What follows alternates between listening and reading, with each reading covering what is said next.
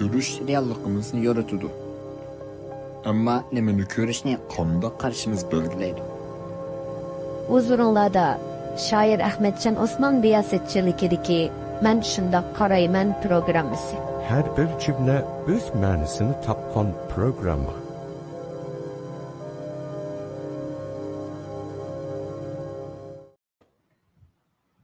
Assalamu alaikum, hürmetlik görer anlarmen. Men şunda qarayman programmasının 25. kısmı. Alohida kısmına hoş geldiniz. Bu alohida kısım çünkü bu kısımda men programının riyasetçiliğini dostum Merdan Ahad eli götürüp beraman. Şunun bilen men Ahad elinin şide programının mehmini bolaman. Assalamu alaikum Merdan Ahad eli. Yaxşımısan? Aleyküm assalam, sen yaxşımı? Görünmənlərə salam. Hoş Undaq geldin. olsa sen riyasetçilikni ötküzüp alsan, anandan keyin programmamızı başlap ketsek. Buldu. Her bugünkü alaydı kısım, her kısımda Ahmetcan başlarını ziyaret kılıp, başlarını sual sorakka tatqanlık üçün bugün biz Ahmetcan'ı burunqı men şunda qaraymanның şu 20 kısımlarına ait xulasa yığınçaqlığan usulda bir sual koyup bakaydı Ahmetcan'a. Ben şu aldığım neçə kısımlarının içinden sual deyilip, yani köremellerinin koygan suallardan Ahmetcan Osman'a yetip bağımgan yoki cevap veremegen bir kısım suallarını topuldum. Ondan üzem şu söhbetlerde aniqlashga tegishli, tushuntirishga tegishli degan ba'zi bir nuqtalarni savollarning tizimiga kirgizdim. Ondan har vaqt ko'rayotgan har qaysi ko'rinmalar har vaqt bizdan Ahmetcanning burungi programmalarga nisbatan yoki Ahmetcanning ideologiyasiga nisbatan, o'y fikriga nisbatan savol ko'z qarashlari bo'lsa, har vaqt qabul qilamiz, ham naq maydonda savollaringlarni qo'yamiz. Şuna hozircha men o'zim to'plagan savollardan boshlab turay. Yana savolga kiraylik. Birinchi savol sendan. Yana men qisqalarni, oddiylarni yoki ideviyalarni boshlara qo'yib, bekroq amaliy masalalarni yoki nozik mufassalroq javob berishim kerak bo'lganlarni oxiri qo'ydim. Birinchi savolim ko'k degan nima?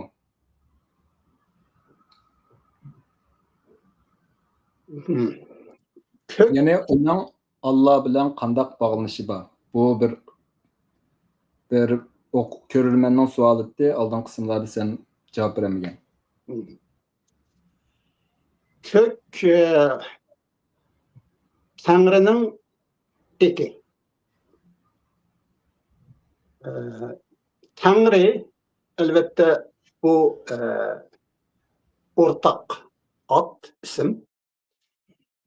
Tanrı degan bu ad ismini Arap tilida ilah deydi.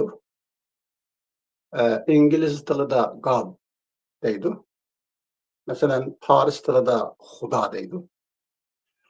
Mana şu Tanrı'nın, ilahның, God'ның, Xudoning adlarının biri köktür. Şundaqla yana muşu Tanrı'nın başka adlarından bizning İslamiyetdeki Allah muşu. Şundaq degan vaqtimizda kök bilen Allah Tanrı'nın ikki eti ismi. Biz kök degan vaqtimizda Allah degan bo'lamiz. Shundaqla Allah degan vaqtimizda kök degan bo'lamiz. Hamda nima uchun kök Tangrining eti bo'ladi desak, chunki Tangri birlik kelgan diniy tafakkurda yoki birlik kelgan ilahiy risolalarda Tangri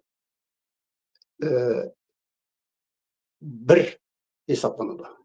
Birdim bir, yegane, tenha hesaplanadi.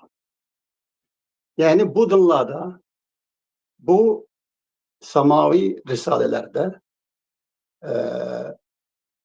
Allah'ın birliki,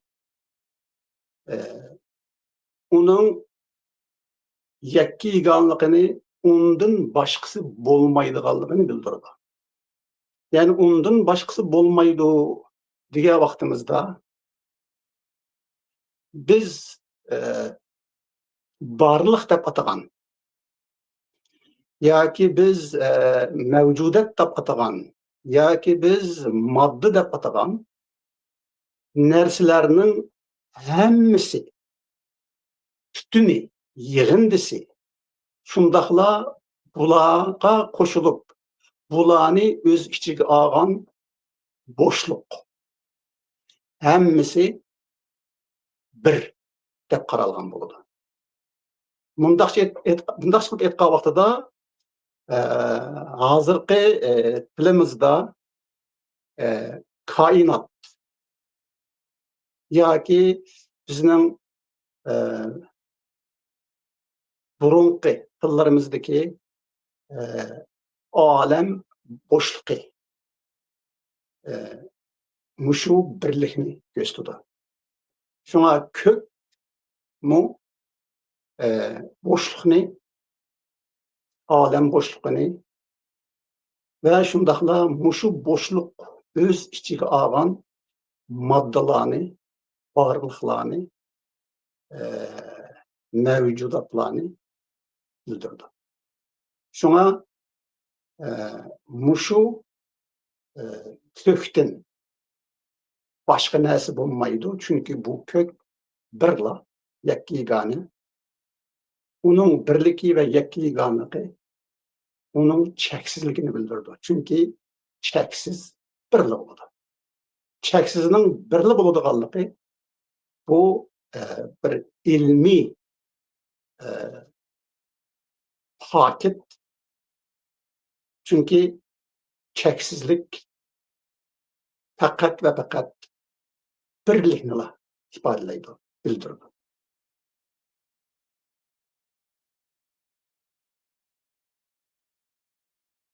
Demek kök yani biz burun köpünçe okurmanlarımız yoki anlıqçılarımız düşüngəndək qandaqdır hatta asmanını bildirmeydi yoki kök rəngini bildirmeydi.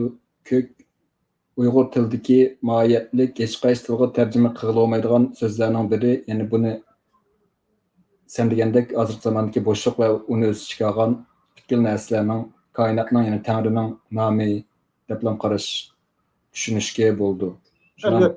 Elbette çünkü kök qadimki Uyghur tilida kök degan söz hazırki Uyghur tilidagi sen eskertken asman yoki kök rangni bildirmeydi. Bu söz Uyghur tilinin tarihi jarayonida ma'nisi o'zgarib, u oldi bilan asman ma'nisini bergan. Chunki ayni vaqtida kök tangri deyilgan vaqtida bu tangrini köktiki tangri demek kök asman degan ma'nida degan izohlashlarga asosan kök asmanga o'zgargan yoki osmonning ma'nisini olgan. Shuning bilan osmonning rangi ko'k bo'lganligi uchun andin bu kök yana rangni bildirib bergan. Lekin biz Oğuz namininki yetip kelgen tunji nusxasıga, dastlabki nusxasıga qarasak, o nusxadaki kök hergizmi biz hazır işletivatkan asman yoki rangni bildirmeydi. O ben biraz burun eskertip ötken aşu kökünü bildirdi. Yani aşu boşluğunu. Hemmini öz içine alan aşu bir boşluğunu, bir bütün boşluğunu gösteriyor. Hem aşı boşluk, hem öz içine alan kainat en dastlabda insanlığa şu asman bulup ayan boğalık için en dastlabki vaqtlarda mesela teleskop yoki ondan ortiqini ko'radigan nemisi yok. Boşluk yani bizge asman süptede ayan boğalık için belki kökning isminin asmanga muqimlashib kelishi Elbette bu taraf hatta bizniki aynı vaqtlarda yoki şu qadim Uyg'ur tilida kök atalgan zamanlarda mı uçaklarda mesela yer şari yer bir pastiki tüp düz şekilde mesela yayılgan şekilde uçuksaman yerinin üstündeki hemme boşluğunu mesela asman deb atagan. Ameliyatda qadim Uyg'ur tilida bu yine kök deb ataladi. Lekin asman deb atalmaydi. Asman degan söz bizga keyin Farsdan kirgan. Farslar kökni asman deydi. Yani boşluğunu asman deydi. Arapçada boşluğunu sema deydi. Sema. Şuna Kur'an tilida mı davamlıq sema yani asman degan söz köp ta'kidlangan. Lekin boşluq degan bu tushuncha Araplardan mı, Farslardan mı, hatta G'arblardan mı burun Uyg'urlarda meydana kelgan uqum. Şuna biz bizning ajdodlarimiz necha ming yillar burun boşluqni kök deb atagan. Lekin bizning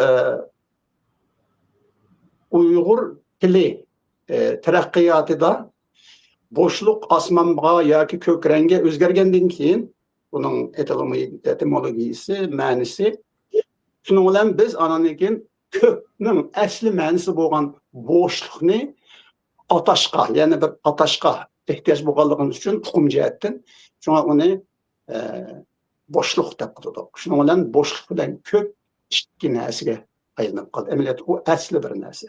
Yani qadimki Uyg'urlarning atagan kökü, hozir Uyg'urlarning atagan boşluq şu. Okay. Bu savol tushunishli bo'ldi deb o'ylayman. Ikkinchi savol yana shu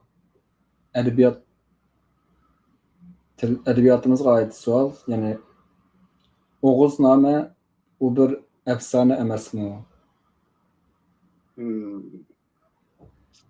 Bu albatta yani real bo'lmagan hozirgi zaman Uyg'urlarninki mutlaq ko'p sondagilari qaraydigan qarash. Yani O'g'iznamani afsona, shundaqla O'g'izxonni afsonaviy shaxs deb qaraydigan. Lekin O'g'iznaminingki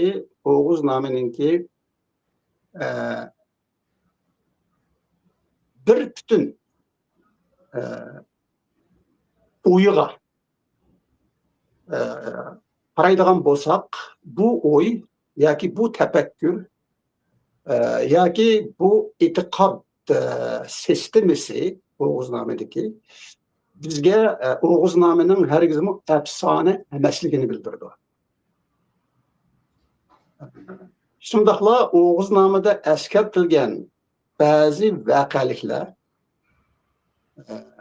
shundaqla O'g'iznamada eskartilgan ba'zi ismlar, mayli u odamning ismlari bo'lsin, yerning ismlari bo'lsin, yana O'g'iznamining afsona emasligini dalillab berdi.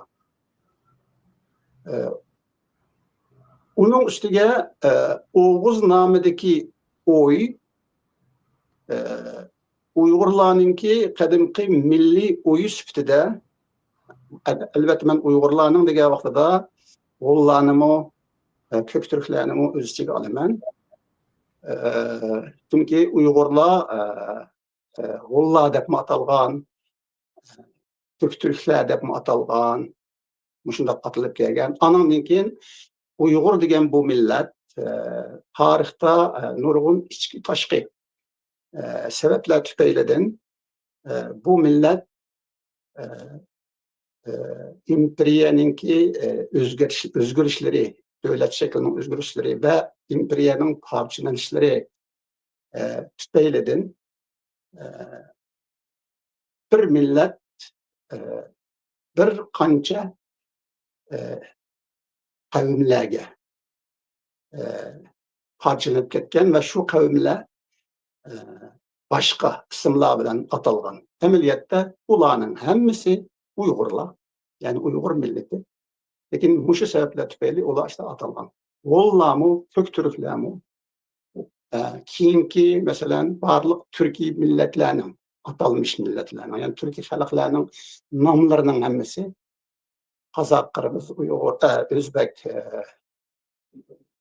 Tatar, Türkmen, Azer, üstün biz sanıyalaydıgan, atayalaydıgan Türkiye milletlerinin hemmisi asli bir Uygur milleti. Hem de şu Uygur milletininki milli oyu, yani Oğuz Han dastanıdın biz bunu bileleyimiz. Bu milli oyu Oğuz namininki hergizmu efsane emesligini ispatlap veriyordu.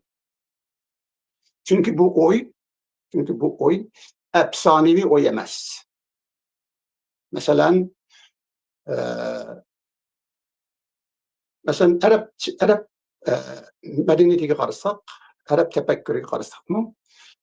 Mesela Araplar Kur'an'dan burun Araplarda oy bolmagan. Bundaq bitqa vaqtida ular şu efsanevi tepekkür şeklinde sistemisi yaşagan. Fakat bu oylarını, bu tefekkürlerini, yani bu efsanelerini efsaneden nimige özgetkini, oyga özgetkini tunjiqetin Kur'an bolgan. Şuna mesela Kur'an ne? Biz Kur'an'dakilerini efsane diyemeyimiz. Hatta tefekkür sistemisi noktayı nazardan qarsak mı? Efsane bulanmaydı. Xuddi Grek felsefeleri bilen Grek felsefesinin burunki Grek efsanelerini seviştiği vaxtda felsefenin burunkileri efsane dep atalganlarının sebebi bu tefekkürünün şekli qalgan. Sana Oğuz namini hergizmu efsane dep ataş bolmaydı. Buldur bayatın Kur'an toğruluk hepinge cahiliyet devredeki şairlarının misaldan sormak istedim. Mesela Kur'an'da burun oy yok dedi degenge. Lekin bunu başqaça koyup koyalım, yani bugün suallar tüketemeye kalmışım. Üçüncü sual senin hem emni programlarda boğaçları kelimiz, yani bir sen üstünde en cık kildiğin tenkit ya ki bahala senin riyasetçilik üslubun. Yani seni pek mihmallar ölmesizlik kıldı, kakşaydı, toğlaydı, cakırıp getidi, gepini tatı aldı, gepini üzüyetidi, katli kesipçilik yok, riyasetçilik kılalaydı adamdan çıkarsan alamamdır degende bağla bekçi kettim. Şununla sen qandaq ularga düşendiriş birisi.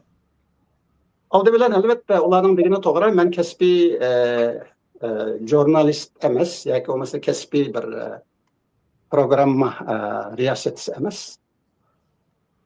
Men shunda qarayman degan bu programma yani mehmonning qarashini, ko'z qarashini munozir qiladigan, muzokara qiladigan shu ko'z qarash bilan dialoglashadigan bir programma. Lekin endi bu programmada mening ba'zida aralashib qoldigan yerim.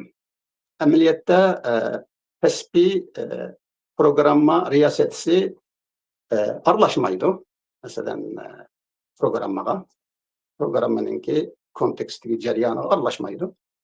Lekin men nima uchun aralashdim degan vaqtida bu programma aslida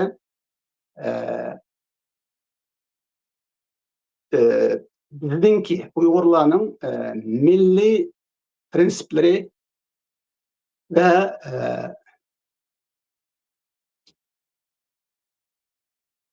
yani milliy o'rtoqligini asos qilgan holda elib berildigan bir suhbat. Shunga mehmonimizningki ko'z qarashi mushu prinsiplarga ve mushu o'rtoqlikqa xilof bo'lgan ahvol ostida men ananingkin aralashdim. Shundaqla mushu aralash jarayonida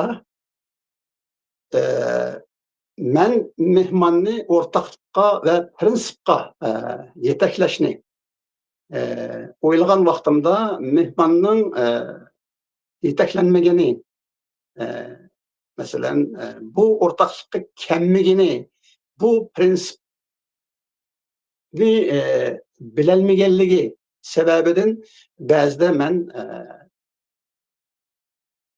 nima deymiz endi mushu o'rtoqlikni, mushu prinsipni ta'kidlashga, jazmlashtirishga, texmo tushuntirishga, texmo bayon qilishga majbur bo'lgan asosda so'zlayman. Andın yanalam bu prinsip ve bu ortaklık kabul kılınmayan vaqtida mehmon tarafidan andın mende bir xil sen biraz burun askerkendak aşındaq bir xil hayajonlar aşındaq bir xil nima deymiz endi bo'lmug'ur riyosetchiga yarashmaydigan shundaq kayfiyatlar yuz berib qoldi. Chunki nurg'on qatim shu o'tab kechganlar kiriblar yana jidal boshlanibdi-da, yana tishlashni boshlabsizlar deb besib qo'yib shu inkoslarni qoldirib qo'yib. Masalan nima desang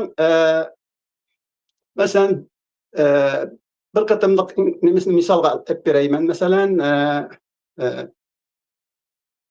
milliy qurultay to'g'risida masalan.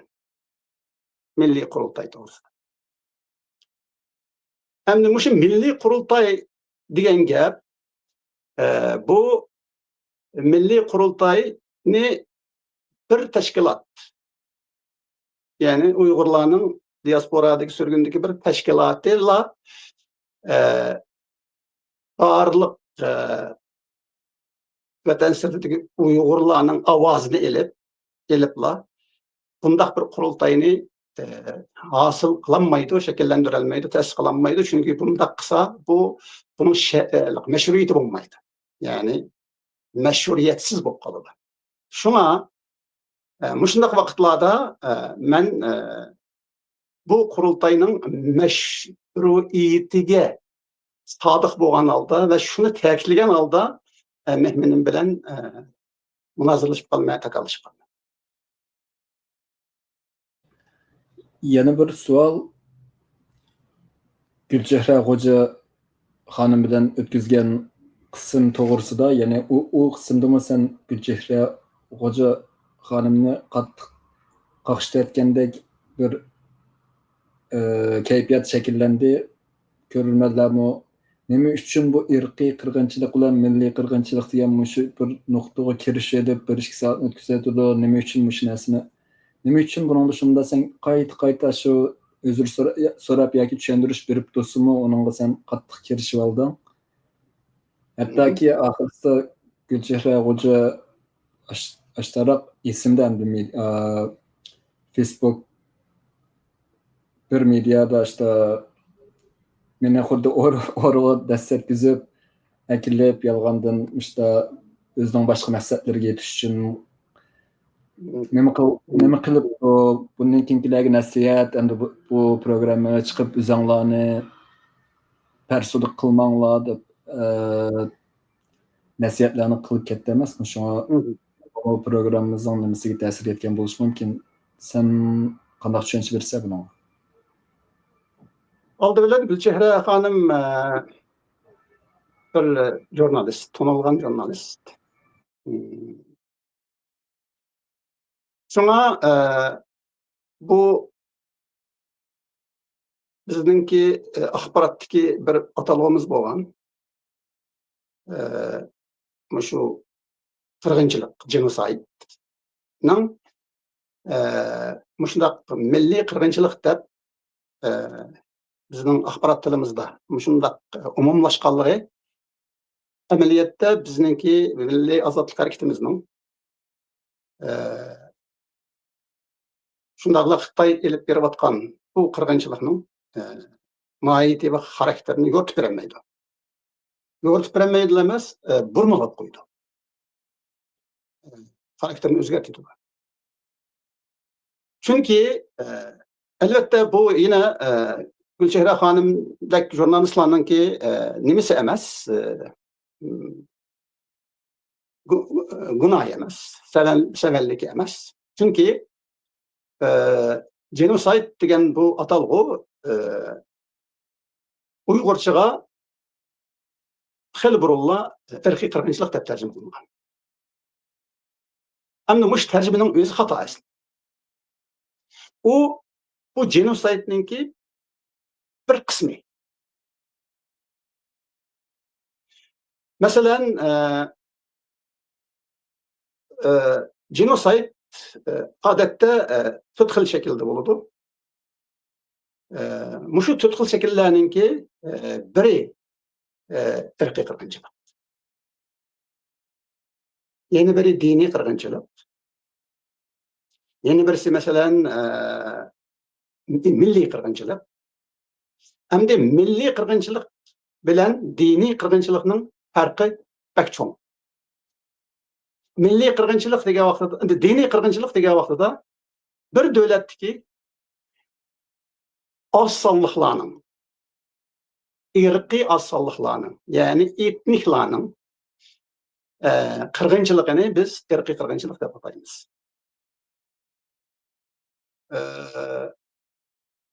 Mesela Irak'ta Saddam Hüseyin'in devrede mesela Kürtler aşında qirg'inchilik uçurgan. Bu qirg'inchilikni mesela Iraklılar qanday qaraydi desa, buni irqiy qirg'inchilik deb qaraydi. Chunki Kürtler Irak'taki bir etnik deb qaraganligi uchun.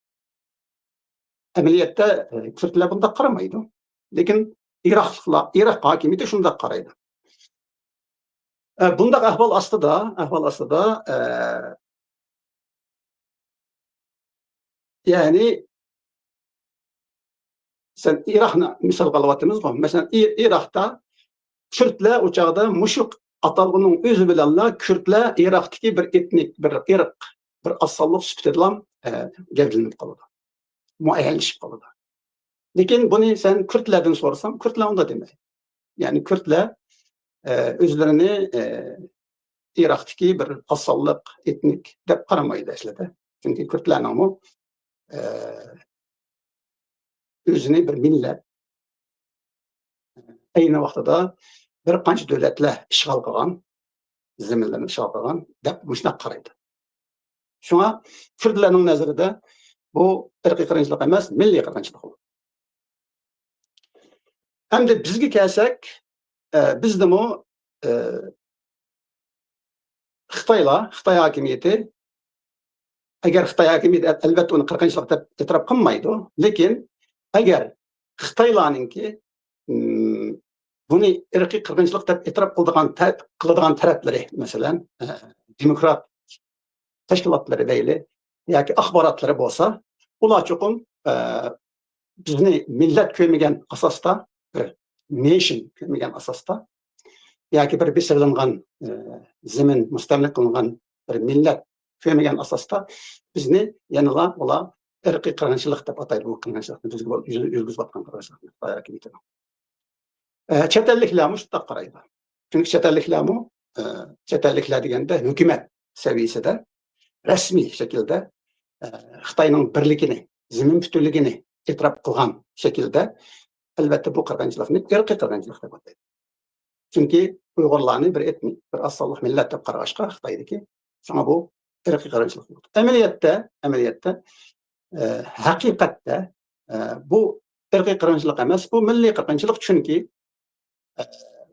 bu qirg'inchilik besib olgan, ishg'ol qilgan tajovuzchi bir millatning yana bir mustaqil davlatga siyosiy gavdiga ega bir millatningki egilik huquqini talon-taroj qilib mustamlik qilgan xalqqa, ya'ni bir millatga yurgizgan qirg'inchiligi sifatida buni biz hargiz irqiy qirg'inchilik demaymiz. Bu milliy qirg'inchilik.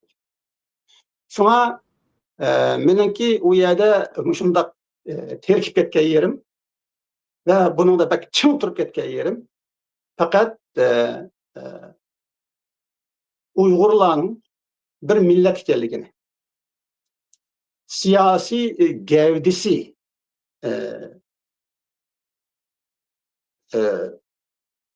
ishg'ol qilingan, munqaris qilingan, zemini ishg'ol qilingan va millati mustamlik qilingan bir tarafning qirg'inchiligi bo'lganligi uchun, tarafsiz yurilayotgan qirg'inchilik bo'lganligi uchun irqiy qirg'inchilik deyish bilan mushu tajovuzchilikni, mushu mustamlikchilikni, mushu munqarislikni biz o'zimiz e'tirof qilmagan, inkor qilgan bo'lib qolamiz. Shunga endi buningki mas'uliyatini kimda bo'ladi desa, bizningki Uyg'ur axborot, ya'ni Uyg'ur axborotchilari bu vazifani yaxshi ado qilish kerak. Ya'ni mushu qirg'inchilikning xarakterini dunyoga aniq ifodalab berish kerak, aniq rivoyat qilib berish kerak. Ya'ni bu Uyg'urlar sizlar o'ylagandek irq yoki etnik emas, asonliq millat emas, bu Uyg'urlar mustamlik qilingan bir millat. Ya'ni burun davlati bor, belgilik territoriyasi bor, egilik huquqiga ega bir millat degan mushu signalni, mushu tushunchani berish kerakdi. Meniki Gulchehra xonim bilan takallashib ketgan yerim, agar takallashib ketgan bo'lsam, mana o'sha. Albatta, o'sha kirishib qolganingdimi, masalan, mening ba'zi do'stlarim yoki atrofimdagi odamlar azaldan bu inchki nuqtaga qat'iy diqqat qilmaganligini, asli zodi u qirg'inchilikning sening geningga, ya'ni irqingga qartilgan shaklda bo'layotamdi yoki sening millatligingga qarata yoki davlatligingga qarata ilib berilayotamdi deganni ayrimaylam ishlatganmiz. Ya'ni qanday bo'lmasin qirg'inchilik emasmi deb hozir farqini tushunyapmiz. Endi men unda irqiy qirg'inchilik degan bilan ikkinchi tilimga olmayman degandan bo'ldi. Ruslan abi. Chunki inglizchada bak aniq deydi uni, masalan. Irqiy qirg'inchilik bilan milliy qirg'inchilikni inglizchadami shu BDT'ninki tor betiga kirib, shu official, shu rasmiy betida o'qisaqmi, masalan qirg'inchilik haqida uning aniqlamasini o'qisaqmi, genosid haqida masalan irqiy qirg'inchilikni etnik genosid deydi.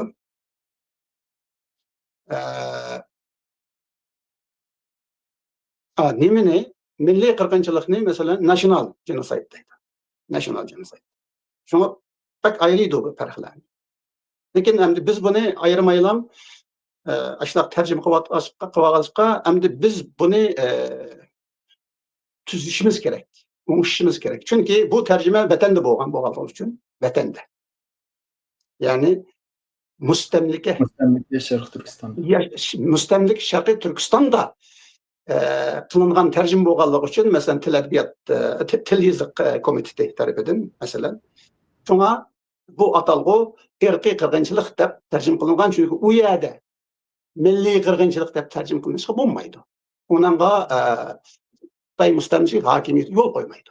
Undaq ataşqa. Şoňa onu irqi kırgınçylyk dep atagan. Lekin biz bunu bilişimiz, düşünüşimiz ve biz vatan sırtında sürgünde yaşayatkanlığımız için Xitayning bizge bundaq bevasta besimi bolmaganlygy üçün, çeklişi bolmaganlygy üçün biz emdi onu bu atalgyny asli mänisinde işletişimiz gerek. Yani bizge kılıngan kırgınçylykyň asli mänisi bolgan milli kırgınçylyk degen mänisinde işletişimizge toğry gelir. Ve şundaq kılışımız şart. Bu bizge düşürülgen bir milli burç zimmimizdeki. Yani bu burçni bizninki ahbaratçılarımız ada kılış gerek. Tamam.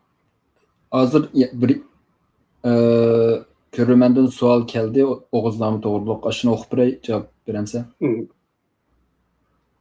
Ahmetça efendim Oğuznamını Uygurlağa düşürülgen ilahi kitap yoki evetilgen elçinin bayanı dep karamdı. Ahmetça efendim Şimdi anladım. Ben şunda qarayman. Ben şunda qarayman. Bu dastan, bu dastan bu bir bədii əsər emas. Ədəbi əsər emas. Yoki fəlsəfəvi əsər emas. Və yoki köçək rivayət emas, əfsanə emas. Oğuznamə bir ilahi, samavi kitap, eser, yazma. Nima üçün bundaq deyimiz degan vaqtida Oğuznamedeki oy bizge şundaq degizudu. Yani Oğuzname Tanrı'nın birlikide bolgan deyilgen teleppuz kılıngan sözler bolganlygy üçün o çokum samavi. Yani mundaq etqaltıda bir Tanrı'dan kelgen ima vahiy süptide muamele kılınıp doğru geldi. Şoňa Oğuzname bir samavi yazma Uygur tilideki. Şundaqla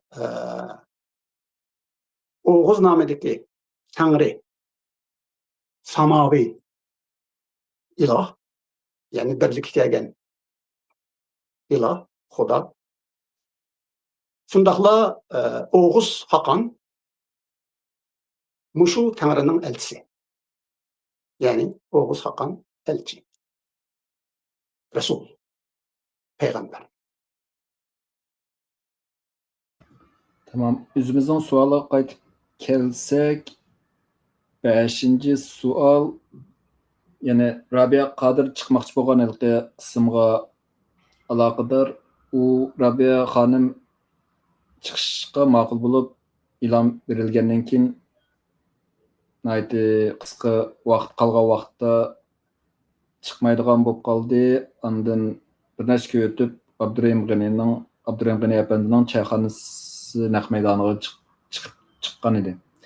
Muşununga bir düşünçe bunu qanday düşündüň yoki nima üçin onda boldy, aşyny düşündirip bakamsan. Endi bu bolgan vaqani bir dep etay. Endi hakikaten o kini biz elanlarni berip bolgan bir gün burun qalgan wagtida Rabia Kadir menden apus berdi. Rabia Kadirning bir iş çıkıp kaptı. Şoň bilen bu işi tüpeyli. Yani iş çıkıp kaptı degende maňa degen harp günü, yani ätisi, yani program bulduğun wagtda bir kişi varken şuna programını kılanmaydıken, programı çıkanmaydıken, şunu bana tuturdu.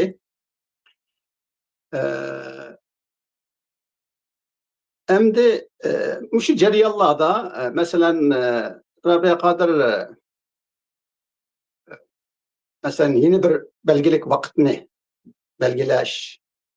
Yani olmasa bu programı çok çıkış çıkmaslık. Nimisini bana ta'kidlemegenligi, jazmlashtirmaganligi taraf edim o.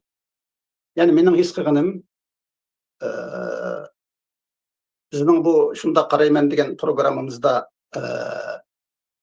masalan mustaqillik va avtonomiyachilik degandek shundaq majralarni eskartilib o'tganligi uchun menimcha Rabia Qodir ensirgan bo'lishi mumkin. Ya'ni shundaq bir temalarga kirishni xohlamagan bo'lishi mumkin. Yani ben fakat muşini köreledim bu meseleden. Lekin çayxanaga chiqdingizmi? Çayxanaga çıktığını hem de onu yeni bir taraftan munda düşündürgülümü buludu. Mesela eğer muşundaq bir temalar. Çünkü nimi degen bilen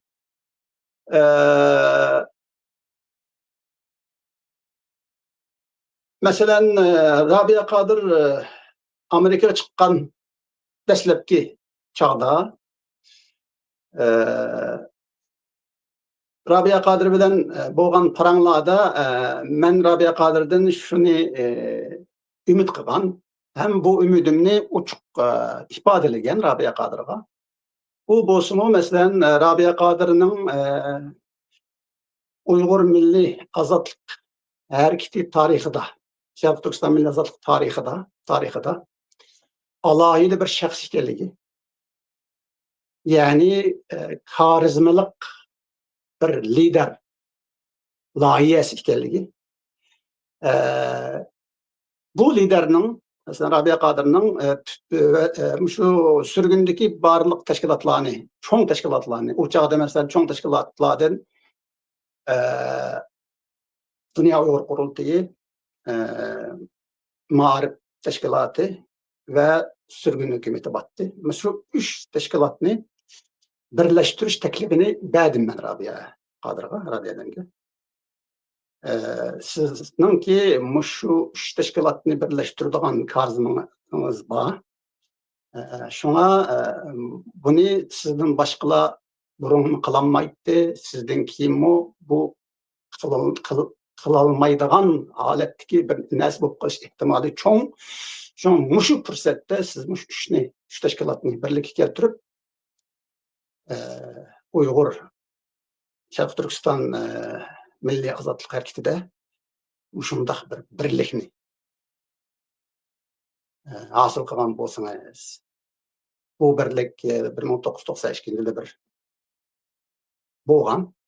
Endi sizning nimangizda bu texmo keng ko'lamli texmo alohida shaklda bo'lsa deb shunday takliflarni bergan vaqtida Rabia Qodir keyin Dünya Uyg'ur Qurultiyining raisi bo'lib hukumat bilan, sürgün hukumat bilan Ma'arif jamiyatiga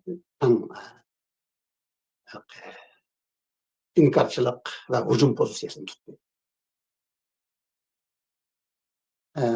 Andın Dünya Uyghur Qurultiyi özününki siyasi programmasida hamda yoki bizning tilimiz bilan aytgan vaqtida nizomnomasida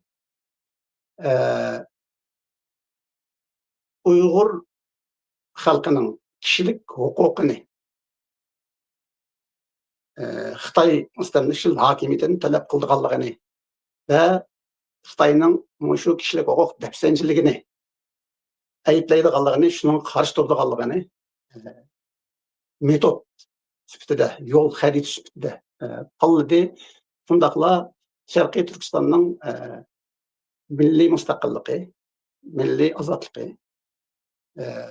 Ve şundaqla Şarkı Türkistan halkının yoki Uyghur milletinin egilik hukukunu yani közünü sakıt kıldı.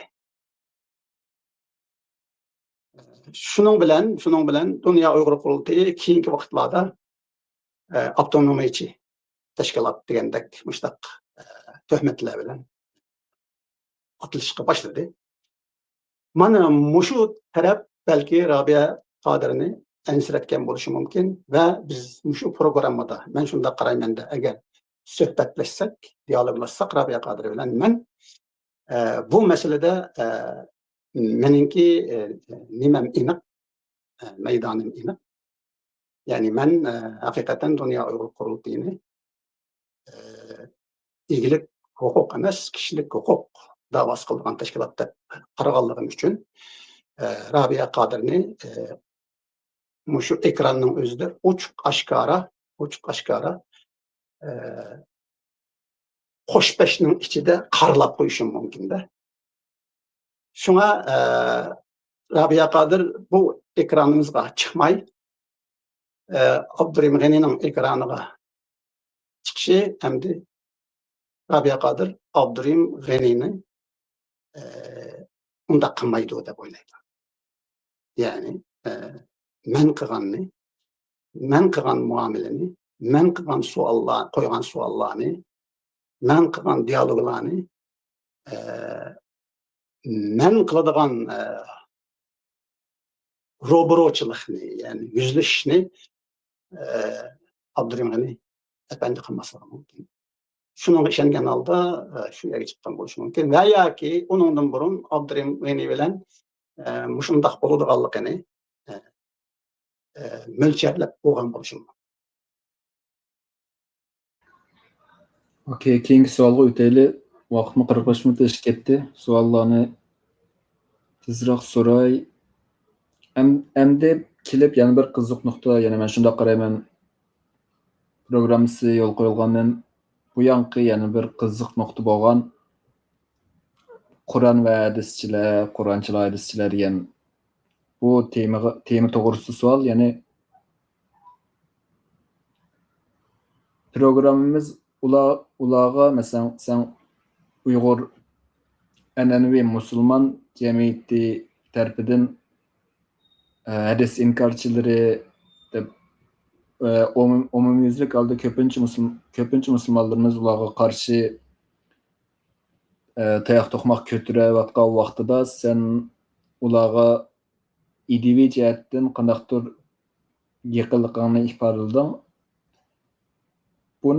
Bu nima uchun? Ondan buning zodi ba'zi nurg'unlar buni bu jidallarning milliy ko'rishimizga hech qanday foydasi yo'q deydi. Seningcha bu milliy ko'rishimizning shirk ishmi yoki teshrik ishmi? Yana Qur'on qaytish. Meninki nazarimda bu bizninki milliy azodlik harakatimizga, milliy kurashimizga zich munosabatli masala. Nima uchun desek, bizning imperiyalarimiz, tarixdagi imperiyalarimiz, yani Uyg'ur milletining tarixdagi imperiyaları, mayli Uyg'un imperiyasi bo'lsin, O'zbek imperiyasi bo'lsin, Orxon Uyg'ur imperiyasi bo'lsin, bu imperiyalar Tanrı'nın birlikide qat ko'targan imperiyalar. Tanrı'nın birlikide. Çünkü bunun bir çoğun delili mesela Orxon Mengü taşlarında, Orxon yadigarlıklarında mesela Bayançul Han'ınki Mengü taşı da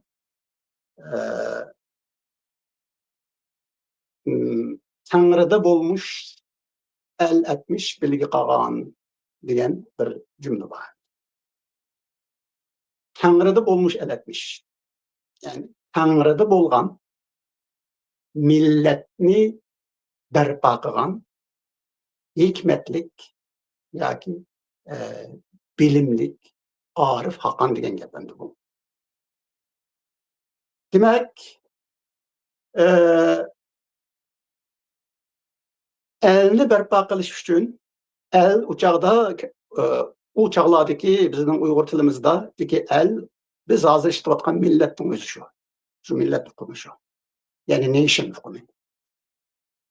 Endi millatning barpo bo'lishining sharti bu xalq Tangri'da bo'lishi kerak.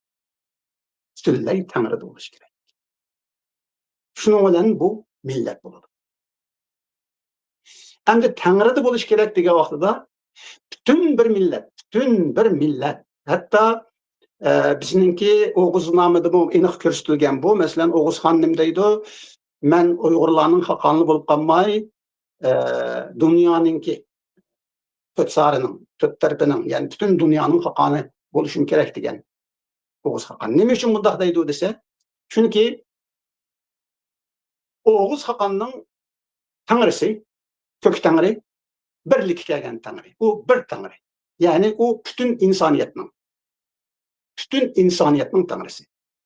Butun koinotning Tanrisi. Shunga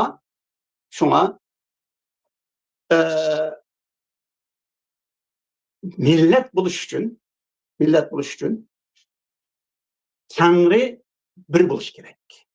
Birlik kelish kerak. Buni shu birlik kelgan Tangri'da bo'lgan xalqlarning hammasi ananiki bir millat bo'ladi. Mushu sababdan bizning shu saltanat imperiyalarimiz, On imperiyasi, Ko'ktürk imperiyasi, O'rg'un Uyg'ur imperiyasi, dak saltanat imperiyalar. Territoriyasi Osiyo, Yevropa qit'alarininki mutlaq ko'p qismini egillagan. Taxminan nima deymiz, shu Alaska yetib boradigan ziminlar, ya'ni Tinch okean ziminlaridan toki Qora dengizlardan o'tkicha mushundaq ziminlarni egillagan. Territoriyasi shu ziminlarni o'z ichiga olgan mushundaq imperiyalarninki qad ko'tarishi faqat Allohning birligi, ya'ni bir Tangri'da bo'lgan millatning barpo qilinganligidan bo'lgan. Va bu millat Uyg'ur millati shu. Masalan, biz İslamiyet tarixiga qarasaqmi, o'xshashlar islom bütün insonlarni shu bir Tangriga, ya'ni Alloh shu bir Tangriga chaqiradi va shu bir Tangrida bo'lishga da'vat qiladi. Muhammad alayhisolamning risolasi shu, samoviy risolasi. Shundoq bo'lganda bütün Arablarning uchoqdagi millat yo'q. Bütün Arablar, qabilalar hammasi bir Tangrida bo'lganligi uchun ummatga aylangan. İslam ümmetiga aylangan. Ya'ni islom millatiga aylangan. Shuning bilan ashundaq cho'ng davlatni qura olgan. Bu cho'ng davlat masalan Arab yerim orasidagi Arab qabilalarimiz Shamni, Iroqni, Sasanilar imperiyasini, Fars imperiyasini va shundaqla g'arbda Rim imperiyasining sharq zaminlarini o'zining territoriyasiga kirgizgan. Ya'ni bu Allohmu ko'kka o'xshash birlik kelgan Tangri bo'lganligi uchun demak musulmonlarmi islom davlatimi insoniyatning davlati bo'lishi kerak. Chunki bu davlatda nima uchun insoniyatning davlati bo'lishi uchun bu davlatda adolat amalga oshadi. Xuddi bu O'g'uzxonning davlatida yoki bizningki shu saltanat imperiyalarimizda amalga oshgan adolatga o'xshash. Shu adolat amalga oshganligi uchun u butun insoniyatni bir millat qiladi. Shunga Allohning birligi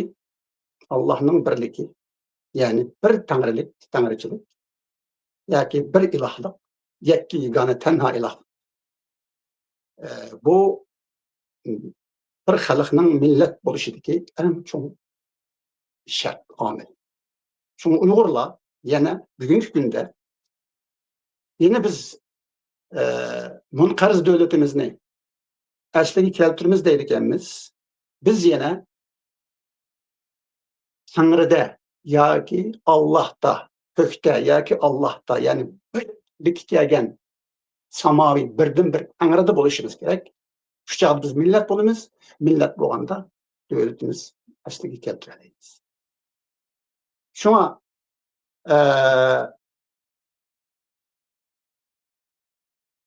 hadischilik, ya'ni hadis va tafsirga tayangan dindagi Tanrı birlik kelgan Tanrı emas.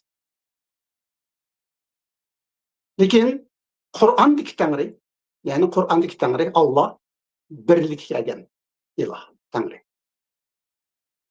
Şuna aynı vaqtida musulmonlar mushu birlik kelgan Allohda bo'lganligi uchun bir ümmet olup, millet olup, mushu saltanatli davlatini, islom davlatini qura olgan mushu keng territoriyada. Lekin hadis ve Kur'an nima tafsir boshlangandan keyin 200 yildan keyin masalan boshlanib bu hadis bilan tafsirninki o'ttirga chiqqan tafsirni o'ttirga chiqqan din tashabbus qilgan yoki tasvirlagan yoki tasavvur qilgan Tanrı iloh birlik kelgan iloh emas. Shuning bilan biz qarasak tarixdami islom davlati ichidan yemilishga boshladi. Ta bugunga qadar musulmonlar, ya'ni islom ummati yoki islom millati parchalanib o'zlarining milliy davlatini, ya'ni haqiqiy Aşı Muhammed Aleyhisselam ve Türk halifligi devredeki aşı İslam devletini, aşı şallık devletini hazırgıca eslik getirmedi. Bunun sebebi ulanın bir tenha yetki yegane Allah'ta bulmamalı. Bunun için fakat biz Kur'an'a qaytışımız gerek.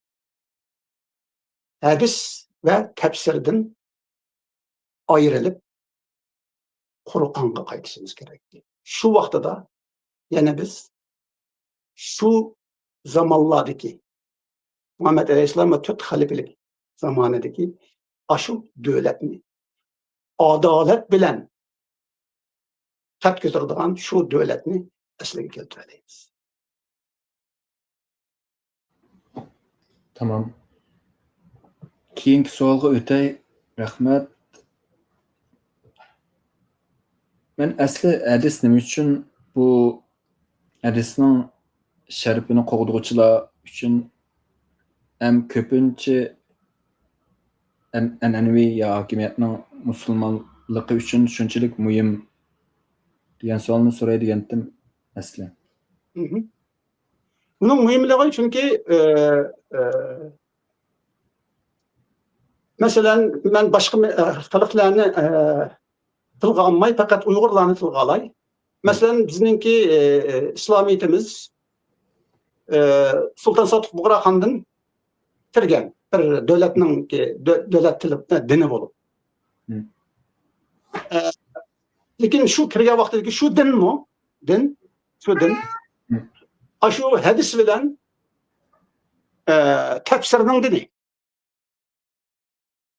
Kur'an'ның dini emas. Aynı zamandaki Muhammed Aleyhisselam ve Türk halifelik zamanındaki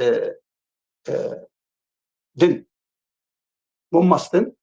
O Allah'ın birlikini yo'qotgan din şeklinde bizga kirgan. Hatta bizning tariximizni qarasak, Uyg'ur siyosiy tarixida bizning saltanatimiz, milliy saltanatimiz ondan tortib ta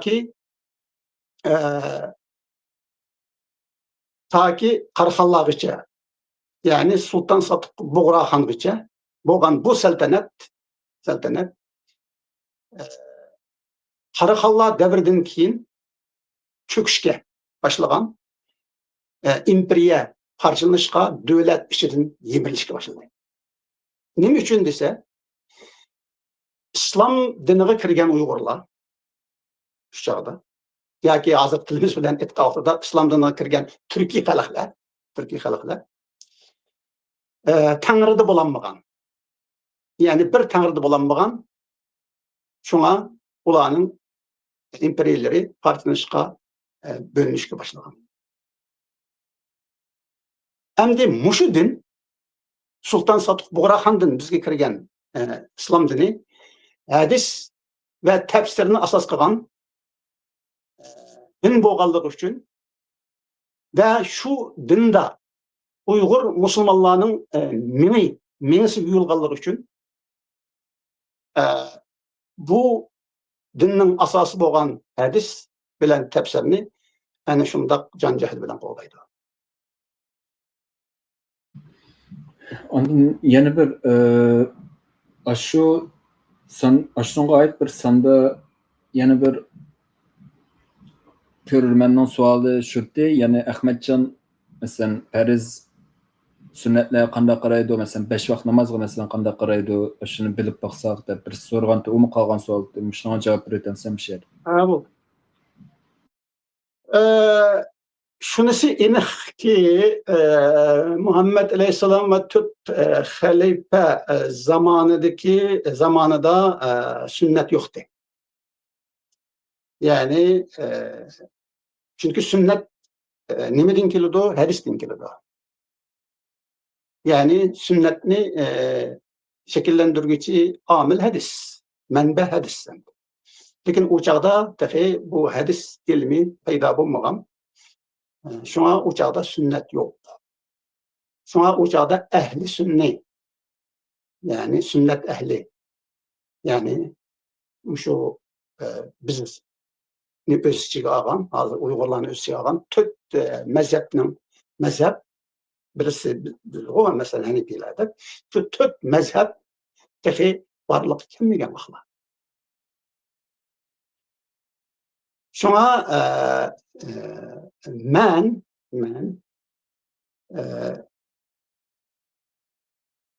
birlik kelgen Allah'ın dinida turg'uchi ve şu dinni ishonguchi. Men shu islomga ishonguchi, ashundaq musulmon endi. Meningki islomiyatim, men ishongan islomiyatda, mening musulmonchiligimda sünnet yok. Şuna bilan birga yana kelib shariat yok.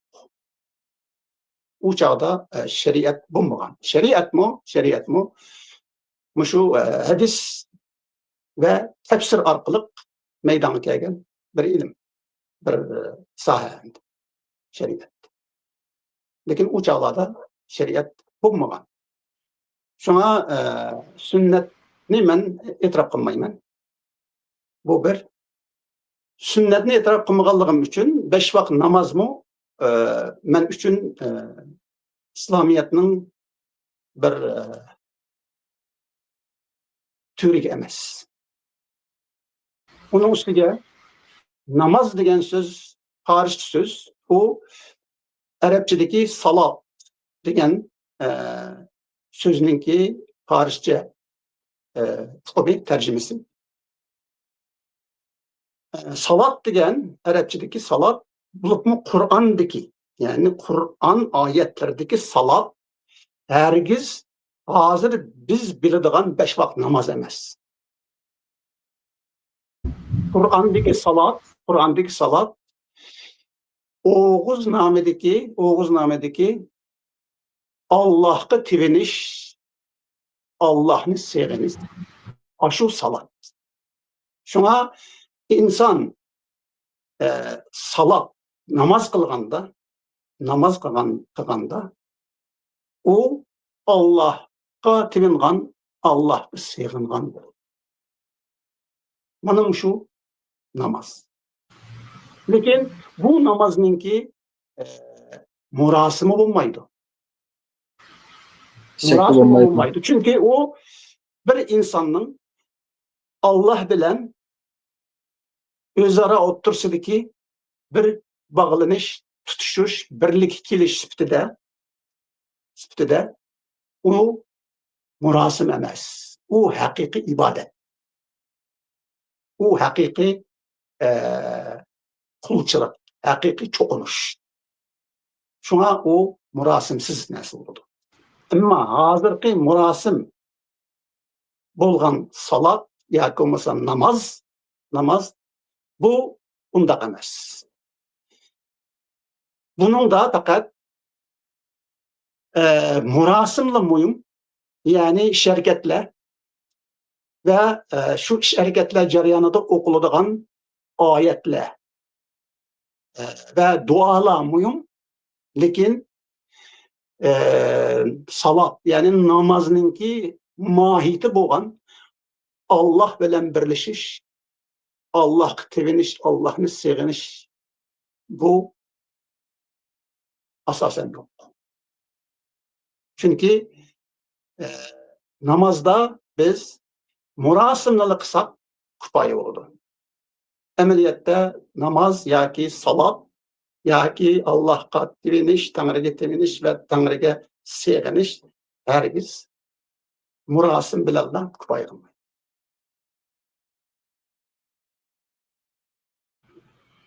Okey, yani ibadet degan şu Allah'a tevinish ve yalvuruş, sig'inish. Shu sig'inish holati yurakdan Allah'ın sig'ingan holatidagi Allah bilan bo'lgan bog'lanishni ham ko'rsatdi. Qandaqdir hech qanday bir shakl, hech qanday bir tuzum, rioya qiladigan harakat, Albatta. o'rin, zaman, makon, bilan hech qanday narsa. O sen qachon Allohga sig'ingan vaqtida sen Allohga ibodat qilgan bo'lsa, sen qandaq yerda Allohga sig'ingan vaqtida Allohga qandaq shaklda bo'lmasin, u yana Allohga ibodat. Albatta bo'laveradi. Chunki sen nerede bo'lishingdan qat'iy nazar, qaysi zamonda bo'lishingdan qat'iy nazar va qayoqqa qarab o'tirgan bo'lishingdan qat'iy nazar, sen namozda, mushu yalvurishda, mushu tevinishda, mushu seg'inishda sen Allohda bo'lasan. Tanrıda bo'lasan. Ya'ni Tanrıda bo'lish degan gap, ya'ni Tanrıning doirasi ichida, ya'ni Tanrıningki o'z ichiga elishida bo'lasan degan gap. Demak, sen u chaqda Tanrı bilan bir bo'lding degan gap. Mana mushu namozning haqiqiy ma'nosi. Mushu ma'no Muhammad alayhisalom va 4 xalifalik davrida mushu ma'no edi. Okey. Nayt aniq bo'ldi deb qarayman. Yana keyingi savolga ketaylik. Yana birisi nayt qiziq, yana bir nayt ko'rilgan qismimizga oid, ya'ni Ümit Musabay bilan qilgan suhbatmi bizning eng yuqori rekordni yaratib ko'rilgan qism bo'ldi. Shuningga oid bir savol. Sen shu uluschilarning biz Qozoq, O'zbek, Qirg'iz, Tojik qatorliq Sharq Turkistondagi bir qator etnik ya qavm ya irqlarning Uyg'urlar bilan birlashmasi ostida bir Sharqi Turkiston ulusi yaratmay turib, biz Sharq Turkistonlik bo'lolmaymiz, Sharqi Turkistonni ham mustaqil bir ulus qilolmaymiz deyishiga qanday qaraysan? Ya bu nimeninki bu tashabbusning nim deymiz o'z ichiga olgan mazmuni to'g'ri. Mazmuni durust endi. Chunki haqiqatan bir davlat bir millat bilan bo'ladi. Ya'ni millat bilan davlat bir-biriga chambarchas bog'langan, bir-birini shart qiladigan narsa. Shunga mushu ma'noda aytilganda bularninki tashabbusi nihoyatda ilmiy bir tashabbus. Siyosiy jihatdan deyman, siyosiy nazariya jihatdan ilmiy. Biroq bu tashabbusninki bir yetersizligi va u bo'lsa-mu ulus tushunchasi to'g'risida. Ulus bu Uyg'ur söz. Yani Uyg'ur söz degan vaqtimda men butun shu turkiy millatlarninki hammasini, turk xalqlarining hammasini Uyg'ur deb atayman men. Chunki buni biz Oğuz nomidan bilamiz hamda Uyg'ur ekanligini bu millatlarning hammasi. Bu xalqlarning hammasi. Shunga 10 Uyg'ur, ko'k turklarmi Uyg'ur, Uyg'urlarmi Uyg'ur, Qarxallarmi Uyg'ur, Mo'ng'ullarmi Uyg'ur, hammasi Uyg'ur. Shunga Sharqiy Turkistonning ulusi yoki millati ulusi deb turaylik. Ulusi degan vaqtida Sharqiy Turkistonning ulusi zodi kimdi?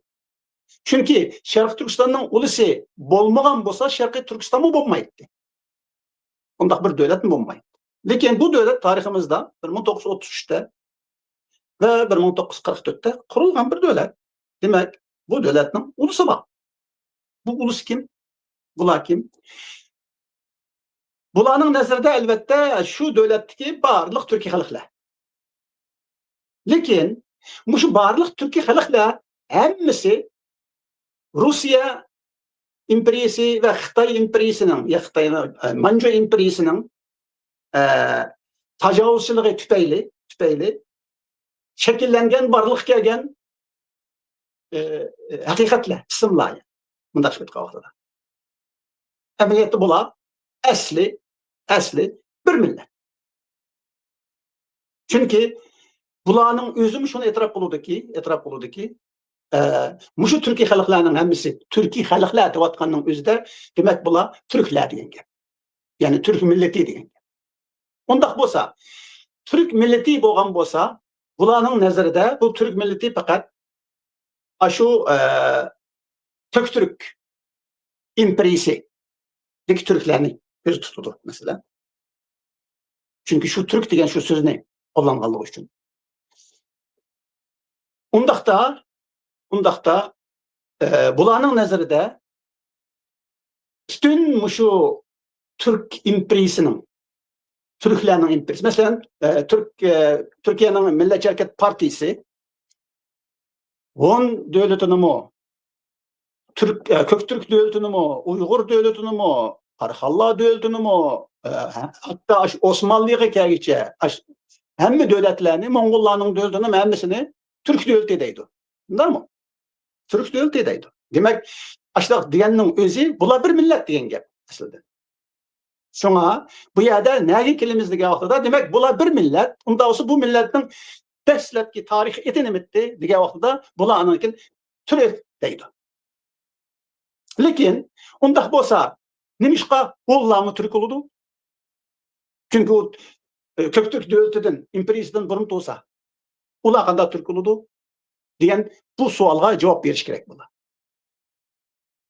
Ya ularmi Türkdi desa, u chaqda mundaq bir savol kelib chiqadi. Nimishqa u chaqda ular Moğollar deb atalib qoldi? Türk deb atalmadi. Bu bir. İkinciden, Moğollardan mı burun biz Oğuz Han'a qarsak, Oğuz namına qarsak, u yerda millatning atini Uyg'ur deb atagan. Mesela Oğuz Haqqan, men Uyg'urning haqqaniman degan. Demak, u yerda millatning ati Uyg'ur.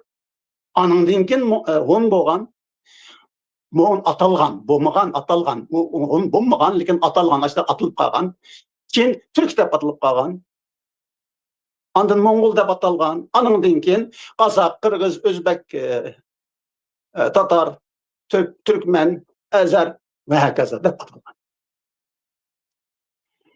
Shunga mushu menning aytgan vaqtida ularning ulus degini bizning hozirgi Uyg'ur tilidagi millat shu va shundaqla u Sharqiy Turkistonning haqiqiy millati, tarixiy millati, Qozog'istonning tarixiy millatiga o'xshash, O'zbekistonning tarixiy millatiga o'xshash, Qirg'izistonning tarixiy millatiga o'xshash, Turkmanistonning, Ozarbayjonning, Turkiyaning va shundaqla Mong'oliyaning va shundaqla Hungariyaning milletiga o'xshash bir millat. O'xshash millat. Bular. Va shundaqla bu millat Oğuz nomiga asoslangan vaqtida Uyg'ur millati. Demak, ularni Uyg'ur millati deb atsaqmi bo'ladi? Ularningki nazari bilan Türk millati deb atsaqmi bo'ladi? Lekin tarixiy faktlardan shuni bilalayimizki, Uyg'ur millati.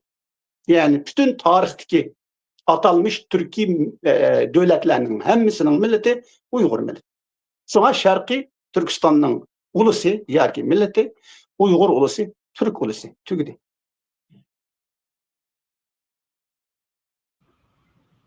Demek biz ulus yaratışqa, millet yaratışqa andan keyin Şarkı Türkistan degan devletni qura olaymiz deyishga hech qanday ehtiyojimiz yo'q. Millet ulus ba, devlet ba, millet ulus mustamliki aslida devlet munqaris. Chunki bumu yanıla yenidan ulus inşası, yani yeni devlet kuruş idevi jihatdan o'simi, yani yenidan qurilish qo'ygan bir xil ideviy yaqinlikni ifodalab qo'ydi ekan yanıla. Gerçi ular erkek jihatda yoki tarixiylik jihatda Sharq Turkistonnikini asli keltiramiz degan taqdirdami? Albatta. Keyingi savolga o'taylik. Javobingizga rahmat.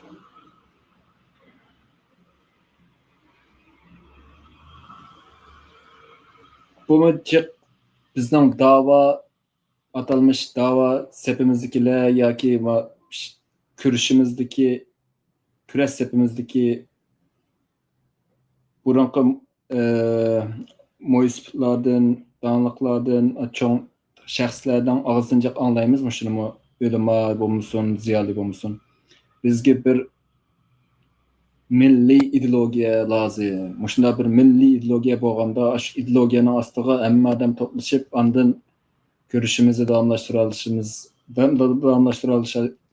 deydi. Sinancha bizga shunday bir milliy ideologiya lozimmi? Biz muhtojmi shunga hozir? Yo'q, biz muhtoj emas. Ona muhtoj emas. Milliy ideologiyaga muhtoj bo'ladiganlar, muhtoj bo'ladigan xalq, ular haqiqatan bundan burun bir mustaqil siyosiy gavda qurmagan, shundaq bir gavdada bo'lmagan, ma'lum bir davlatdagi ozsonliq xalqlar yoki etniklar bo'lib, ular endi shu davlatda o'zlarining milliy, yani etnik huquqlarini qo'g'dayolmaganlik sababidan andin bu davlatdan ayrilib chiqishni qaror qilgan va mustaqil bo'lishni qaror qilgan bo'ladi. Shu chog'da shunday xalq, shunday bir ideologiyaga muhtoj.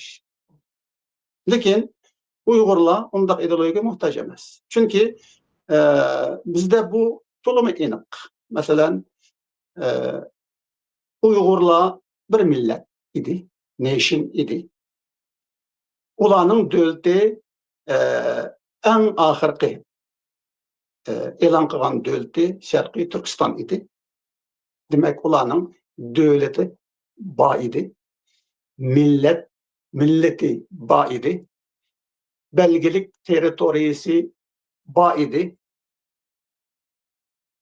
Shundaqla ularning e'tiqod sistemasi bor edi. Burun tarixda ko'k tangrichilik edi. Keyin islomiyat bo'ldi.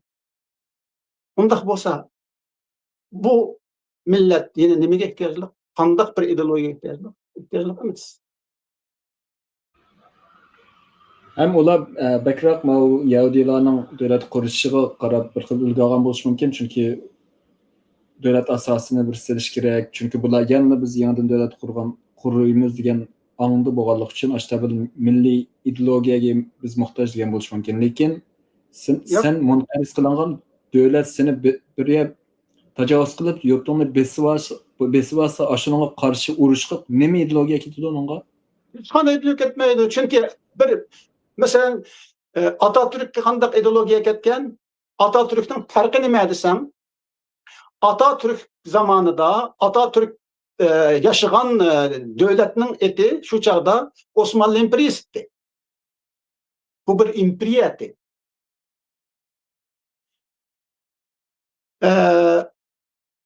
Nime Atatürk bu imperiyeni kovdaş vuruşuğa atlandı. Mesela şunun rehberlik kıldı. Lekin kolgu keltürelgen barlık topraklarını kolgu keltürdi ve bu topraklarını emdi imperiya dep ataşka bulmaydı. Şuna onu cumhuriyet dep atadı. Ve şundakla her kandak bir cumhuriyetteki devlette ulus bulunduğu için, milleti bulunduğu için onu Türk milleti dep atadı. Mesela Osmanlı İmperiyası da millet ondak atılmaydı. Mesela Osmanlı İmperiyası'nın milleti Türk milleti deydiğen bundak bir ideolojiya yoktu. Çünkü hemmisi Müslüman. Şuna Atatürk'ün hiç kandak bir ideolojiye ihtiyacı yok. Lekin muşu fark tüpeyle yani imperiyadan cumhuriyetke özgürüş nimisi de fakat yenilam şu siyasi nezariyedeki bilimdeki yani devlet bilen ulusunun farkı tüpeyle milletin farkı tüpeyle yani Türkiye Türk milletinin devleti şuna bu devletin ismi emdi Osmanlı İmperiyası dep atalmaydı. Türkiye dep atıldı. Xuddi Kazakistan dep ataganda, şuna azakı bizden Uygurlarımız mı Uyguristan dep atayımız degendikleri. Şuna okşaş. Lekin endi bizde Uyguristan dep atayımız degen gep durus bulmaydı. Çünkü bizde munqarz bolgan bizning devletimiz Şarkı Türkistan cumhuriyetti. Yani imperiya emas, cumhuriyet. Yani biz şu cumhuriyet nesli keltirimiz. O'xshash yazımın onda çok ilgispesifik olmaydı. O zamanı asasen okşaş. Zamanı asasen okşaş. Ve şundaklar milletimi okşaş bir millet Uygur. Hakikaten Uygur. Bunda bolgan dikin bunu endi Uyguristan dep ataşınınki nime zörüriyeti var. Onun üstüge bu zörüriyetten başka bunun zihni var. Bundaq şebetqa vaqtida biz asli keltirimiz degan devletning ismi Sharqiy Turkiston bo'lganligi uchun biz yine Sharqiy Turkiston deb turishimiz kerak. Chunki bu chaqda bizniki tarixiy asosimiz bo'ladi. Asli keltirimiz degan davlatimizning. Va uning ismi Sharqiy Turkiston. Endi buningdan ortiq hech qanday bir ideologiya kerak emas bizga va sen degandek bizga ideologiya emas bizga vatanparvarlik kerak. Yani zeminin işgaliyette bo'lgan vaqtida sening zeminingni qo'g'daydigan mas'uliyating burching bor. Bu burchdan sen bosh tortib bo'lolmaysan. Mana mushu burchli bo'ladi ekan vatan cho'qim qo'lga keladi, davlat cho'qim asliga keladi. İlgilik hukuk çokum qaytırıldı. Çokum. Fakat muşu vatanperverlik bilallah. Eğer bu vatanperverlik bulmasa her kandak ideologiyanın hiç kandak payısı yok. Rahmat. Keyinki savol Sinancha bugungi milliy kurashimizda eng halqiliq eng muhim bo'lgan masala nima? Hazır dep öttüm. Bizning milliy kurashimizdagi eng halqiliq eng muhim masala fidokorlik. Vatanperverlik. Yani vatanperverlik degan vaqtimizda vatanperverlik ideologiya emas. Şuna vatanperverlik uchun islom e'tiqodi yoki Hristiyan etiqadi, ya mesela Yahudi etiqadi veya mesela Buddhist etiqadi, ya mesela ateşperestlik veya mesela ateistlik, her kandak bir din kerek emas vatanperverlikke. Çünkü her kandak dindikiler bir milletli bulup eken, hemmisi şu vatanperverlik için vatanperverlik şular burç oldu. Onun kandak din buluşunun katlayınız. Şuna hazır Uygurlarda mı mesela naayet aslandı bosumu Hristiyanlığa bak. Naayet aslandı bosumu ateistlığa bak. Yani dinsizliğe bak. Eğer biz muşu üç nesini, muşu üç parmakni, muşu terkibi kısmına karsak bir milletin, Uygur milletinin mesela. Demek bizde İslamiyet etikadi, Hristiyan etikadi ve şundakla etikatsızlık, yani dinsizlik. Muşu üçüylisi yani ya mesela bizim milli görüşümüzdeki en asas amil İslamiyet, İslam etikadi dese, ikisini inkar kılan bulundu. Ya Hristiyan etikadi meyli olanın sepsetisi de, nazirisi de mesela Hristiyan bu sağlam anandigin bütün dünya bizni kollaşıyor. Çünkü dünya köpünce garip devletleri Hristiyan diyen mındak sepsetlerini zıdölen yanılan ola ma iki tarafını inkar kılan bulundu. Ya hazırkı zamanda, hazırkı bu zamanıvi devirde ilimpen terakki kılan müşündak vaxtlarda biz dinsiz nimdeyimiz ilmani deydi, Arapçada ilmani yani skolar buluşumuz gerek, hatta dinsiz buluşumuz gerek, devletimizden şekilde demokratik şekilde uluş gerek dep aşlak digen taqdirdi mı bulay yine işkini inkar kılan oldu. Uygur Müslümanları bilen Uygur Hristiyanlarını. Şuna bundak ideologiyalar vatanperverlik emas. Çünkü vatanperverlik degen ortaklık, birlik. Bir vatan üçün hemmigi tava bolgan bir vatan üçün kılınılan fidakarlık vatanperverlik. Şuna vatanperverlik ideologiya emas. Bu bir. Bu sualının başka parmağı yok ku. Tarmık yok oldu. Yani öteki değil.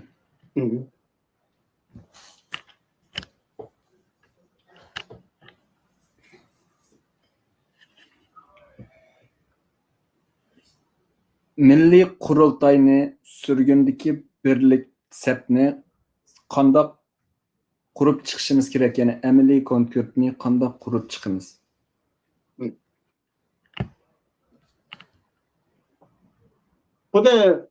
Bu mu? Ben şunda qarayman programmasininki asaslı temalarından biriydi. Çünkü biz her bir kısımda bu meseleni oturup koyup geldik hem de. Çünkü bizden hazırki nöbetdeki ciddi vazifemiz, kılıdığan işimiz şu bizninki. Çünkü muşundaq bir birlik bulmay durup biz hergiz azatlık hareket kılamayız. Şuna bu birlikni kurup çıkışta meninki görüşüm, hem de meninki görüşüm degende bu menin şahsi karşıma emas. İşqilip barlıq azatlık, milli azatlık hareketlerde muşundaq buludu. Şekli muşundaq buludu. O bozumu barlıq ideologiyilik teşkilatlar, mesela bazı bizden Uygur teşkilatlarda mı Şark Türkistan teşkilatlarda bazıdan İslam ideolojisine asas kılan teşkilat, demokratik diyen asas kılan teşkilat, milli ideolojiyene asas kılan teşkilat digendek mesela işte ideolojiyaya asaslanılan teşkilatlar var. Muşu teşkilatlarının hemmisi bir küllikten asla kiriş gerek. ve şundaqla müşküllük muşu teşkilatlarınki hemmisininki kurultayı olsun gerek, milli kurultayı olsun gerek. Endi bu milli kurultay qandaqdır başqalarının teşebbüsü oxşaş. Mesela bir taraf, bir partiya, bir teşkilat, mesela bunu hemmisi qıldı. Mesela Dünya Uyghur Kurultayı qıldı, Milli Kengeşte. Maarif Cemiyeti mi qıldı aynı vaqtda, Xalqara uçuşuş degandek tema aslında. Ve mesela partiyalar mı qıldı, mesela Şarkı Türkistan Cumhuriyet Partisi deyimiz, yoki Uyg'uriston Cumhuriyet Partisi deyimiz. Ve şundaqla menimçe nimalarni tirishdi bununla Yoshlar Qurultayimi, Şarkı Türkiston Yoshlar Qurultayimi. Demek ma'lum bir tashkilot va partiya o'z oldiga chiqib ve şundaqla diaspora sürgündeki barliq Uyg'urlarni, her bir davlat, dunyoning har qaysi joyidagi Uyg'urlarni din ovoz elib, ularni masalan parlamentning a'zolarini saylatqizib, shuning bilan şu parlament a'zolari, saylangan parlament a'zolari bilan bu milliy qurultayni yoki qurultayning a'zolarini saylatqizib, milliy qurultayni ta'sis qilish bu mash'uriyatsiz bir harakat. Çünkü bunun meşruiyetsiz bir hareket olduğundan bir tarafi aşu işlarni hüddisiga alıp idare kılavatkan şu partiye, şu teşkilatta bu hukukni kim berdi deymiz. Çünkü bu hukuk gül Şarkı Türkistanlıklarının hukuku. Bu hukuk gül Şarkı Türkistan teşkilatları ve partilerinin hukuku. Birinin emas, hemmisinin. Şuna bu teşkilatlarının hemmisi bir yerga kelganda, bir kunlikning ostiga kirganda, mushu kunlik milliy qurultayga aylandi. Endi bu milliy qurultayga aylangan bu teşkilat yoki bu gavda bunu aparatni o'z ichiga olish kerak. Shu chog'da davlatning, ya'ni davlatning bizning munqarz davlatimizning fonksiyasi shakllanadi, barpo bo'ladi. Bu hakimiyetsiz davlatning fonksiyasi bo'lmaydi. Shunga davlatni oqsoq qilib qo'ymaslik uchun mexanizmlik bir gavda qilish uchun, ya'ni mexanizm deganda xuddi insonning badaniga o'xshash deymizda, işte bir sistemalik fonksiyalik shundoq bir gavdaga aylantirish uchun mushu 3 aparat ta'sis bo'lishi kerak. Bu aparatning biri masalan kengash. Siyasi kengash deb atagan bizningki 1992-yilgi qurultay.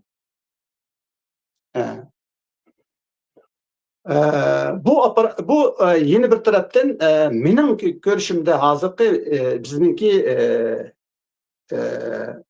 jiddiy shu vaziyatimizda nima bo'lishi kerak? Nima deymiz? Davlatning asosiy qonuni bo'lishi kerak. Shunga milliy qurultay davlatning asosiy qonunini shakllantirish kerak, barpo qilish kerak. Yoki bo'lmasa shuni bekitish kerak. Buni faqat va faqat tashkilotlarning birligi bo'lgan qurultayli qila oladi, milliy qurultayli qila oladi. Ma'lum bir partiya va tashkilot buni qila olmaydi. Chunki bu butun bir davlatningki asosiy qonuni. Hergizmi bir teşkilat partiyanınki nizamnamesi emas. Endi mushu asosiy qonunni mushu milliy qurultay tuzib chiqadi. Kengashib barliq tashkilotlarning vakillari shu milliy qurultayda kengashib tuzib chiqadi ve albatta bununla kasbiy xodimlar, Uyg'urlarning ziyolilari, kanunshunosları, siyasi neziriyecileri, mütefekkirleri hemmesi katmışıdı. Sonradan tüzüp çıkıyordu bunu. Hem de muşu Milli Kurultayının ki muşu asasi kanun, devlet asasi kanunu derta boğanda hem de elbette muşu kanunlarını ya ki Musa bu kararlarını deydi bizde adette nimetilimizde icra kılıdığan bir aparat olmuş gerek. Bu aparat hem de bunu 1992 yılı kurulan Şarkı Türkistan Milli Kurultayı onu icraya komiteti dep atagan. Onu icra komiteti dep atsa boludu. O asli hükümet. Mundaq kağıda devletin hükümeti. Bu. Üçüncüden muşu kanunun icraisini, muşu icra komiteti ya hükümet tarafından atkan icraisini tüzdüdügan bir aparat boludu. Bu mesela adliye. Onu adette nime dep ataydı devletlerde mesela asas kanun mahkemesi mesela.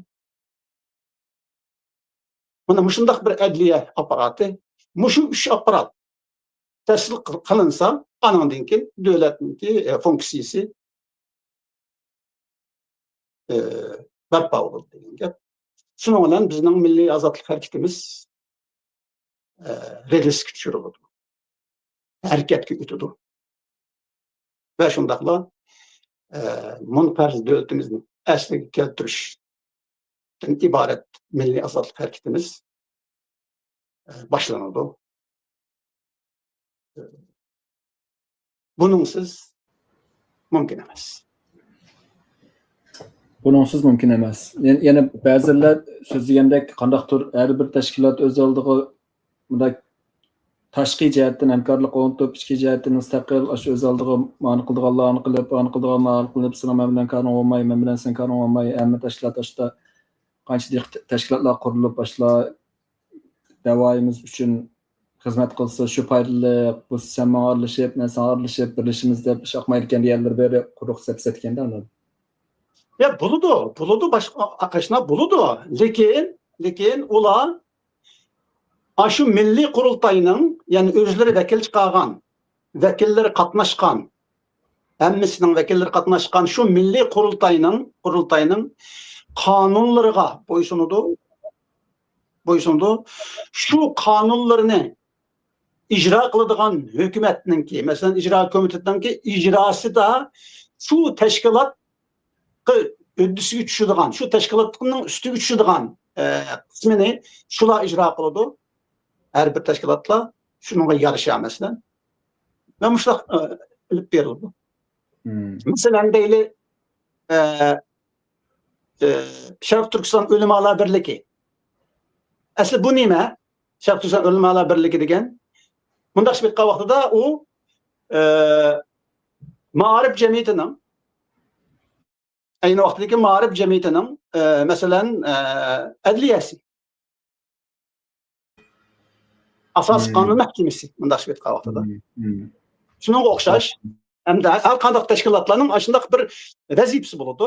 Lekin bu milliy qurultayning qarorlari qonunini ijro qilgan vaqtida shu qonun ijro qilish kerak. O'z oldiga o'zininki ijro qiladigan nimasi bo'lmaydi.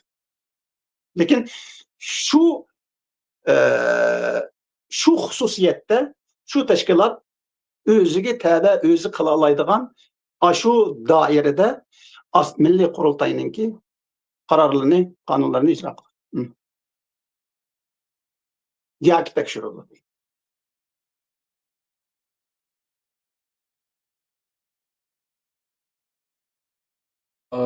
Ahırkı sual senin Muşu men şundaq qarayman programmasini başlagandan tartib hozirgacha kelguncha qilgan ziyoratlaring va ko'rishgan mehmonlaring va anglagan tajribangdan o'tkazgan voqealarga asosan nimalarni his qilding, haqiqiy erishganing bayqaganlaring nima bo'ldi? Shuni so'rab teppasan.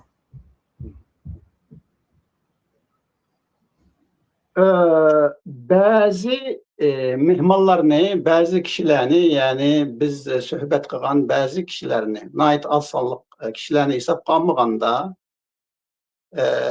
ko'pinchalarida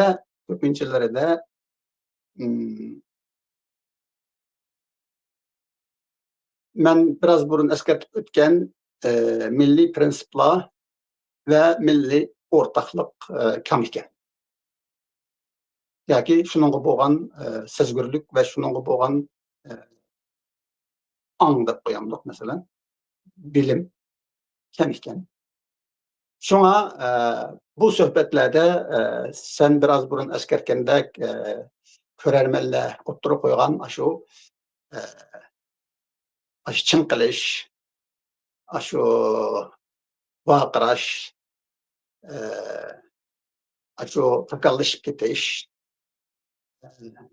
talash tortishib ketish degandek shundaq alomatlarninki yuz berishi shuningdan bo'ldi deb qarayman. Bu programmadagi asosli ko'rilgan alomatlarning biri endi. Ikkinchidan, hozirgi shu milliy qurultoyni ta'sis qilish taqozzoligi milliy ko'rishimizdagi shuningga bo'lgan ko'rishmi yetarli emas ekan. Agar yetarli ko'rishi bo'lgan taqdirdami buningki usullari va shundaqla buni barliq keltiradigan yo'llar, vositalar, chora tadbirlar haqida texi yetarli o'ylanishlar yo'q ekan.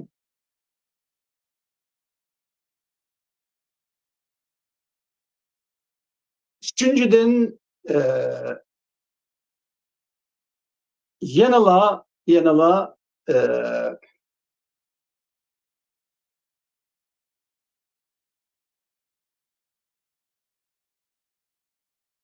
millet düşüncesi kam iken. Yani Uygurlarning bir millet ekanligiga bo'lgan tunish yo'q ekan asosan. Shunga bularninki hammasi degidek Uyg'urni, ya'ni Xitoy mustamlikchil hokimiyati ataganga o'xshash ularni millat emas, bir etnik deb qarash bor ekan. Bununluk bilen devletning munqarzligimi unutiladi ekan. Yani bular millat deb qaralmag'achqa, demak devletmi unutiladi. Bularninki munqarz qilingan devletimi, Xitoy tarafidan munqarzlangan devletimi unutiladi. Shuning bilan qandaq bir ko'rish paydo bo'ladi ekan degan vaqtida endi xuddi Uyg'urlarni qandaq mustaqil qilamiz. Yani mustaqil qila olamdi, qilamamdi. Bunun yo'llari nima? Ha? Uyag bag'allari boshqacha ba'zilari Uyg'urlarni mustaqil qilish emas, shu Uyg'urlarni qanday erkin qilamiz, Uyg'urlarni qanday albatta men ularni da eskartmadim, chunki men ilg'arroq taraflarni eskartyapman bu. U taraflar endi u faqat Uyg'urlarninki Xitoy mustamlikchil hokimiyatining pek izib ketmasligi, yo'qitib etish, girdobiga olib qo'ymasligi, shunday qilsam bo'ladiganligini mayalashtiradiganlar ular endi. Undaq bir vaqtida agar ular uchun mushu Xitoy kamplarni taqsa, asosan ularninki strategisi, nişanı amalga oshgan bo'ldi. Lekin bizning milliy ko'rishimiz, milliy ozodlik harakatimiz bu emas. Bizning milliy ozodlik harakatimiz Xitoyning kamplarni taqish emas. 3 million, 5 million Uyg'ur xalqimiz bo'lgan kamplarni taqish emas. Balki o'zlarining qonunsiz, mashruiyatsiz hokimiyatlarini taqishi, o'zlarining vatanimizdagi askarlarini qaytarishi va shundaqla o'zlarining vatanimizga sistemalik akirgan yerleştirilgüçlerini qaytarib ketishi, mana ma'u bizning milliy ozodlik harakatimizningki nishoni, strategiyasi. Shunga endi ma'larga kelsakmi, yana ilg'orroqlarga kelsakmi, yine o'xshashlar ularning nishoni bu emas. Ularmi yana qanday mustaqil qilish. Sen Sharqiy Turkistonni qanday mustaqil qilaman degan savolni o'zingdan so'rasangmi, javobi aniq. Ya'ni biz hozir eslatgandek, Xitoy mustamlakachil hokimiyati yo'qolishi kerak. Xitoy armiyasi, tajovuzchi armiyasi chiqib ketishi kerak. Dingtan chiqib ketishi kerak. Köşmeller, yani onu köşmeller demeyim ben onu resmi İngilizce'de settlers deydi o onu. Şu yerleştirilgüçler, Xitay yerleştirilgüçleri çıkıp ketiş gerek, çekiniş gerek. Demek, muşulu olsa, aşnak müstakil kılsa halkını, devletini. Hem de bunun ma'nosini bilsem, şu ula işgal kılgan devletini, munkaz bo'lgan ular tarafından dövlətin nəsli keltirsə deyəngən. Onundan artıq iş emas. Şuna muşu tərəflərdən görüş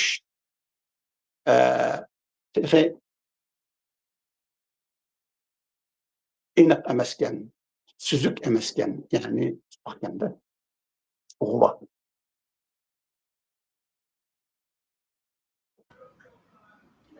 Müşlama ağay aslatlarım.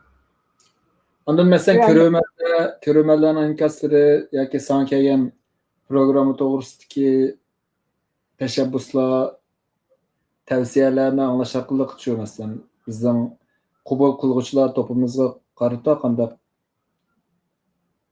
aslatlarni erishding yoki uni o'qishib ketamdi, yana o'xshashmi shu doiradagi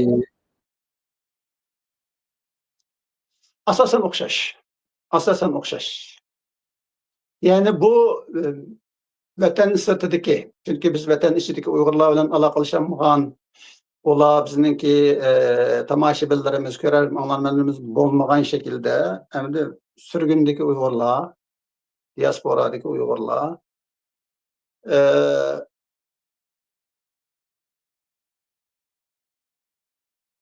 umumiyüzlük kılıp etken vaxtıda ularning ko'rishimi men hozir eslatgan shu mehmonlarning dialog hollarning nimasidan ancha cho'ng farq qilmaydi ekan. Umumiy qilib aytganda albatta ularning ichida bor. Çünkü biz hozir ta'kidlayotgan narsa bu bir millatninki o'rtaqligi, Uyg'ur millatining bu o'rtaqlikni yo'lida bizlar emasda albatta. Bor. Lekin nihoyat osonda, o'limi oson, mutlaq osonda. Sen yine qaysi taraflar varsa mumkin. Mening diqqat qilgan bir nuqta, nurg'un odamlar odatdagi ommalarimiz bo'lmasin yoki bizning bilim sohasidagi shaxslarimiz bo'lmasin yoki siyosat da'vosidagi shaxslarimiz bo'lmasin, bu uzun yillardan beri bor, mana shu programma boshlagandan keyin jiq yana ko'rdim bu narsani. Yana ular sening so'zlaganlaringni yoki deganlaringni bir nimada gungul gap qiladi. Hech kim bu narsalarning nimaga foydasi bor, hech kim tushunmasa yoki bu odam yana shoirligini qilsa bo'ladi, shoir bo'lib she'rni yozib bo'ldi olmay, dapan bir narsa san'atda mazoq qilib she'rga bagandek berib qo'yishlari, ashta narsalarni ko'rdim. Endi bizga tushgan inkoslardimi seni tillagan so'zlarning eng jiqi shu Gungut shoir shu so'zlaringning ularga unda gunga tuyulishi va bu tushunilmaslikni qanday his qilsa? Bu tushunilmaslik, chunki men bu yerda she'r demayapman. Bu yerda men haqiqatan bizningki bir necha qatim eskartgandek milliy prinsiplar va milliy o'rtoqlik haqida, milliy burch va majburiyat haqida, vatanparvarlik haqida, davlatning munqarzligi, millatning mustamlika qilinganligi haqida so'zlayapman. Bu har bir Uyg'urning bilishga tegishli ishlari asli. Lekin bular buni bilmagachga endi meni shu yana she'r so'zlayotdi, shoirona gap qilyotdi deb o'ylab qilish mumkin. Bundan boshqa masalan bizning bir qatimliq programmamizda eskartilgan masalan egalik huquq bilan kishilik huquq munosabati masalasi masalan. Ya'ni buningdami bu ikkisini farqlantiradigan kishilarning to'liq ozligini ko'rdim. Ham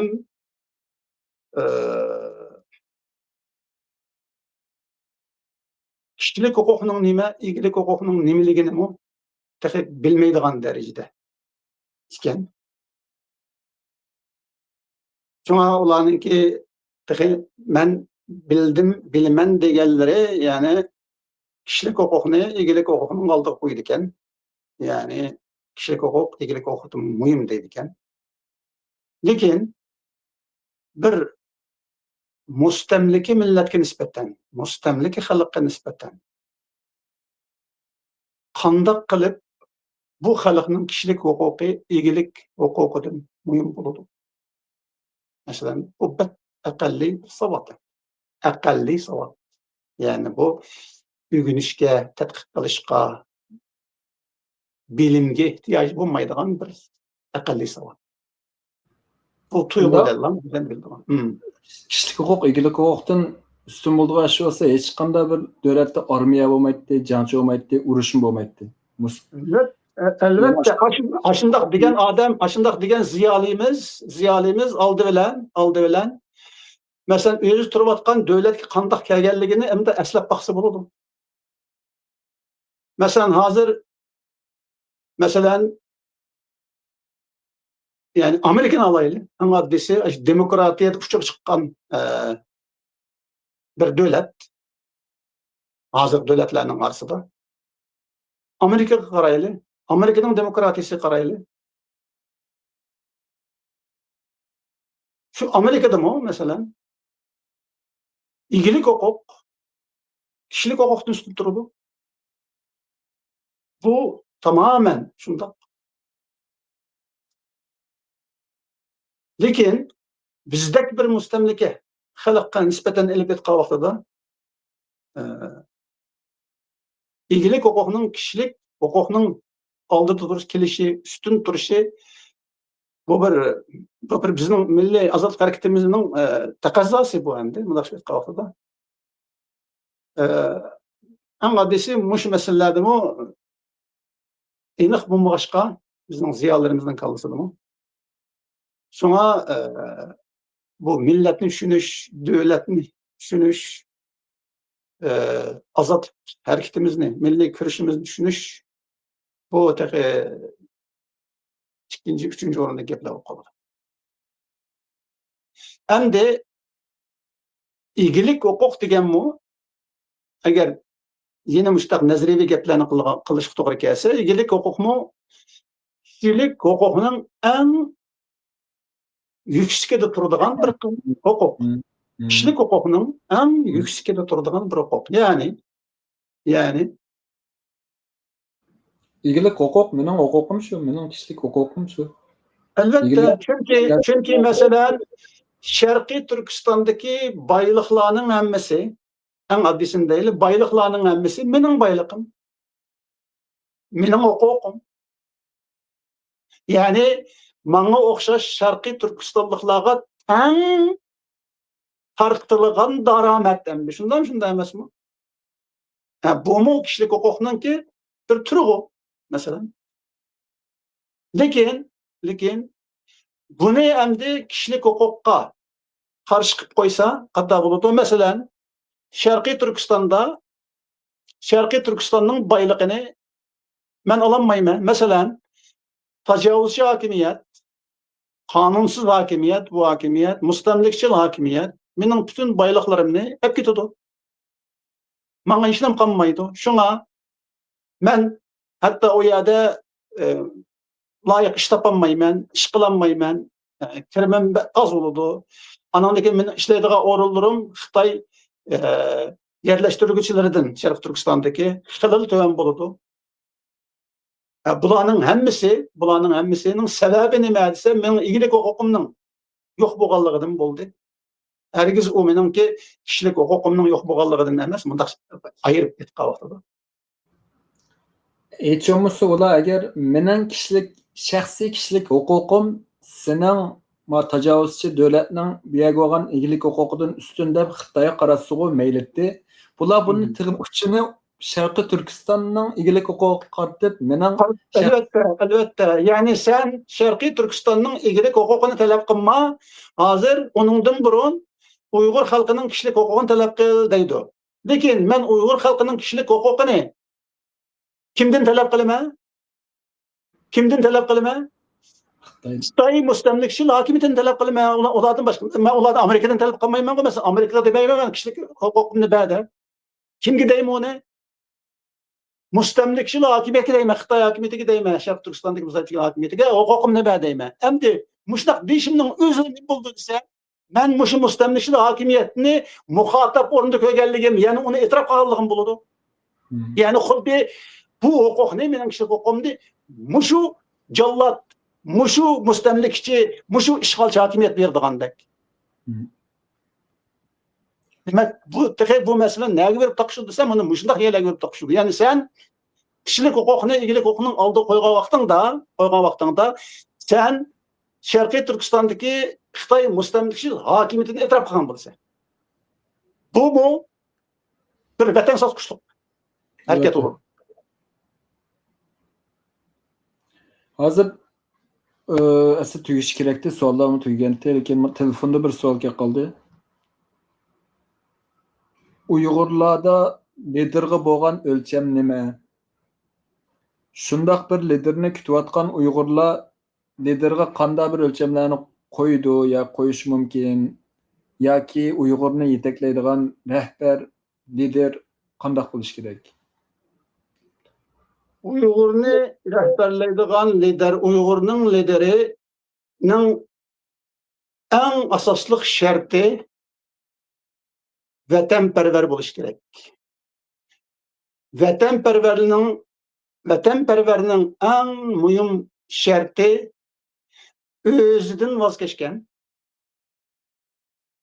o'zining shaxsiy manfaatlaridan tamoman qutulgani voz kechgan, faqat vatanning manfaatini birinchi o'rin qo'ygan va vatanning manfaatidan boshqa manfaati bo'lmagan shundoq bir odam lider bo'la oladi. Endi shundoq odam lider bo'lgan vaqtida anandan keyin u atrofiga munosabatlik o'rinlarga masalan milliy qurultoydagi shu biz deb o'tgan 3 apparatga munosib kishilarni va shundoqla shu 3 apparatdagi ishlaydigan odamlarning yanıla eng tuvan darajada en tüven derecede özünün şahsi menfaatini oylaydıgan, çünkü biz onun onda artık talep kılanmayız. Özünün şahsi menfaatini en tüven dereceye koyup, vatanının menfaatini yukarı dereceye koyalaydıgan muşundaq adamlarni muşu rehber hallayalaydı, muşu ölçemge asasen koyalaydı, işilteleydi.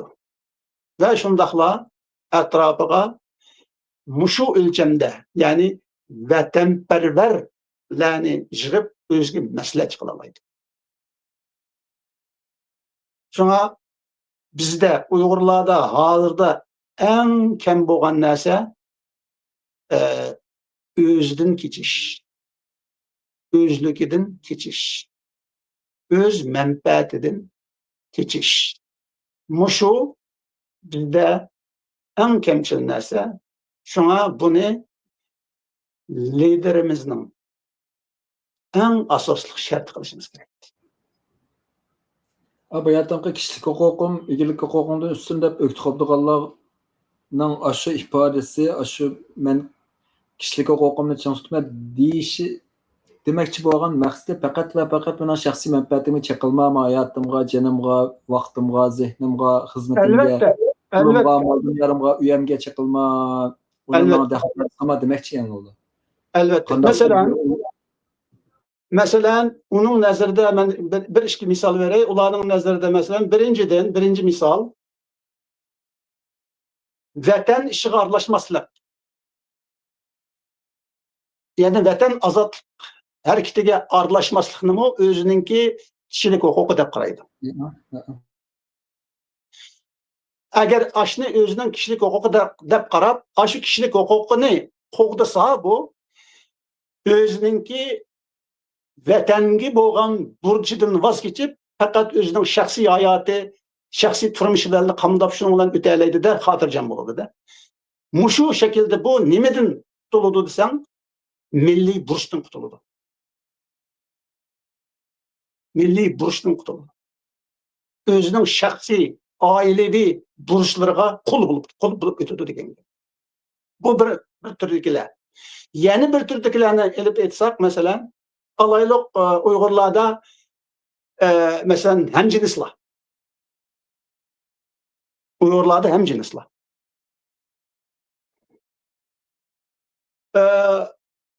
Bulamı mesela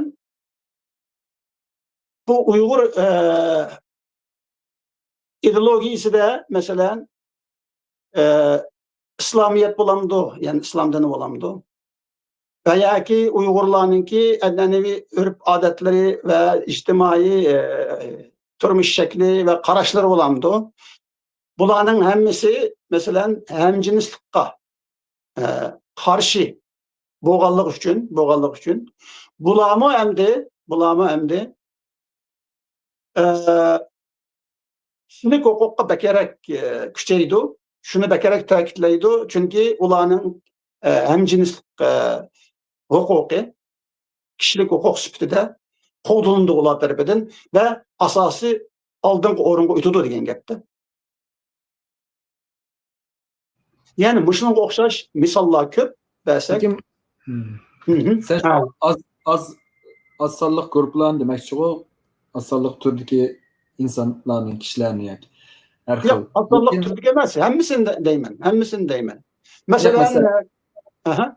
Mesela hemcinsler ya ki emmeyipla ya ki bazı bir az galet keselik adamlar yanında az sallık adamlarının şimdi benim demek elbette. Yani ulama kişilik hukuku tayinip milli burçtan başlatıdı. Mındak bir tarafında. Çünkü milli burçtan özne bula ilgilik hukuk meselesiye apırıp takaydı demez mi? Mesela biz ilgilik hukukunu qaytırıp bilişimiz gerek. Şundaqla vatanning menfaati, devletning menfaati hammadan üstün duruş gerek. Diğer vaqtida uçaqda ular kişilik hukuklarının ensireydigan gap. Özlerining huquqlaridan, shaxsiy huquqlaridan ensireydigan gap.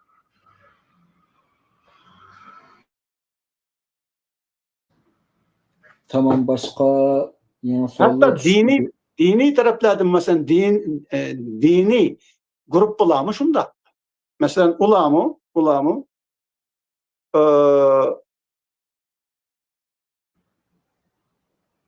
kişilik hukuk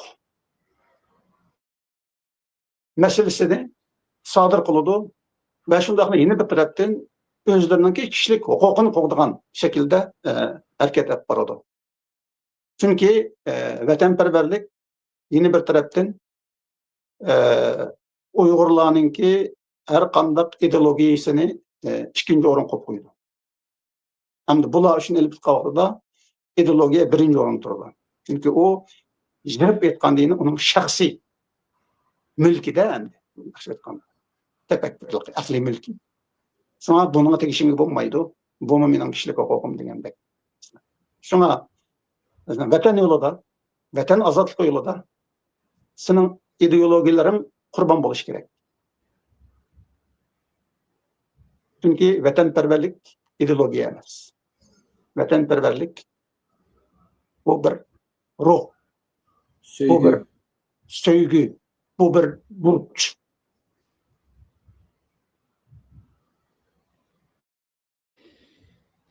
Buldu. Mening suallarım tügedi. Şu an mikrofonu sana ötküzüp besem ayaklaştırış sözünü kılıp to'xtatamdi. Buludur. Sana köp rahmet. Hürmetli görüşünlermen. Bugün biz bu sanni yoki bu qismni oldingi qismlardagi, ya'ni oldingi 24 qismdagi ba'zi masalalar va ba'zi o'ylanishlar, savollar ustida tappadik va shu savollarga men shunday qarayman.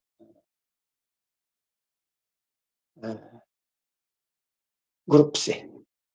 Mundaq demdiqamda yoki oilasi bununla cevap berishga tirishdi. Bu javoblar sizning savollaringizdan chiqa olgan bo'lsa suyunimiz. Shundaqla bundan keyingi sonlarimizdami, qismlarimizdami sizning davomli savollarni so'rab turishingizni, bu dialogimizga ishtirok qilishingizni, akt bo'lishingizni umid qilamiz. Shuning bilan biz bugungi bu programmamizni oxirlashtiramiz. Omon bo'ling. Xayr-xo'sh. Xayr-xo'sh.